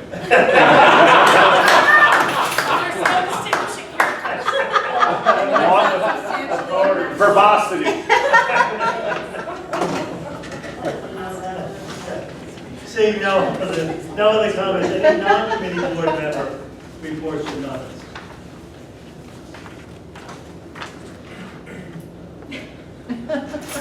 Other business, Jim? If you could. I could discuss 3 OPRA requests that we received since the last board meeting. We received one from K-12 Transportation Research. They asked for all special needs transportation contracts that we had for the current year and for May 2019 invoices. So we provide them with all that we can provide, pass it by the made sure we complied with the request. We received 2 more from Mr. Obenauer at the Herald, one on September 6th. He asked for a copy of each and every invoice reimbursement request received submitted by Dr. Scott Ripley from May 1st to September 6th, and we provided that with no problem. It was a small request, actually. Mr. Obenauer made another request on September 9th for Kevin Craig's resignation notice. Passed that by the school attorney, and we were advised that the letter is a personnel document and exempt from disclosure as per NJSA 47:1A-10. I let Mr. Obenauer know that, and he had no problem with my response, and then he just asked what was the date of the resignation, and provided that date for him. And for full disclosure, I spoke with Mr. Craig regarding that request and our attorney's response, and he had no concerns over providing the letter, so I did provide Mr. Obenauer with that letter of resignation. Even though it's not required. Correct. Okay. That's it, Jim? That's it. Okay. Do I have any motions to adjourn? Motion. Second. All in favor? Aye. All opposed? Hearing no motion,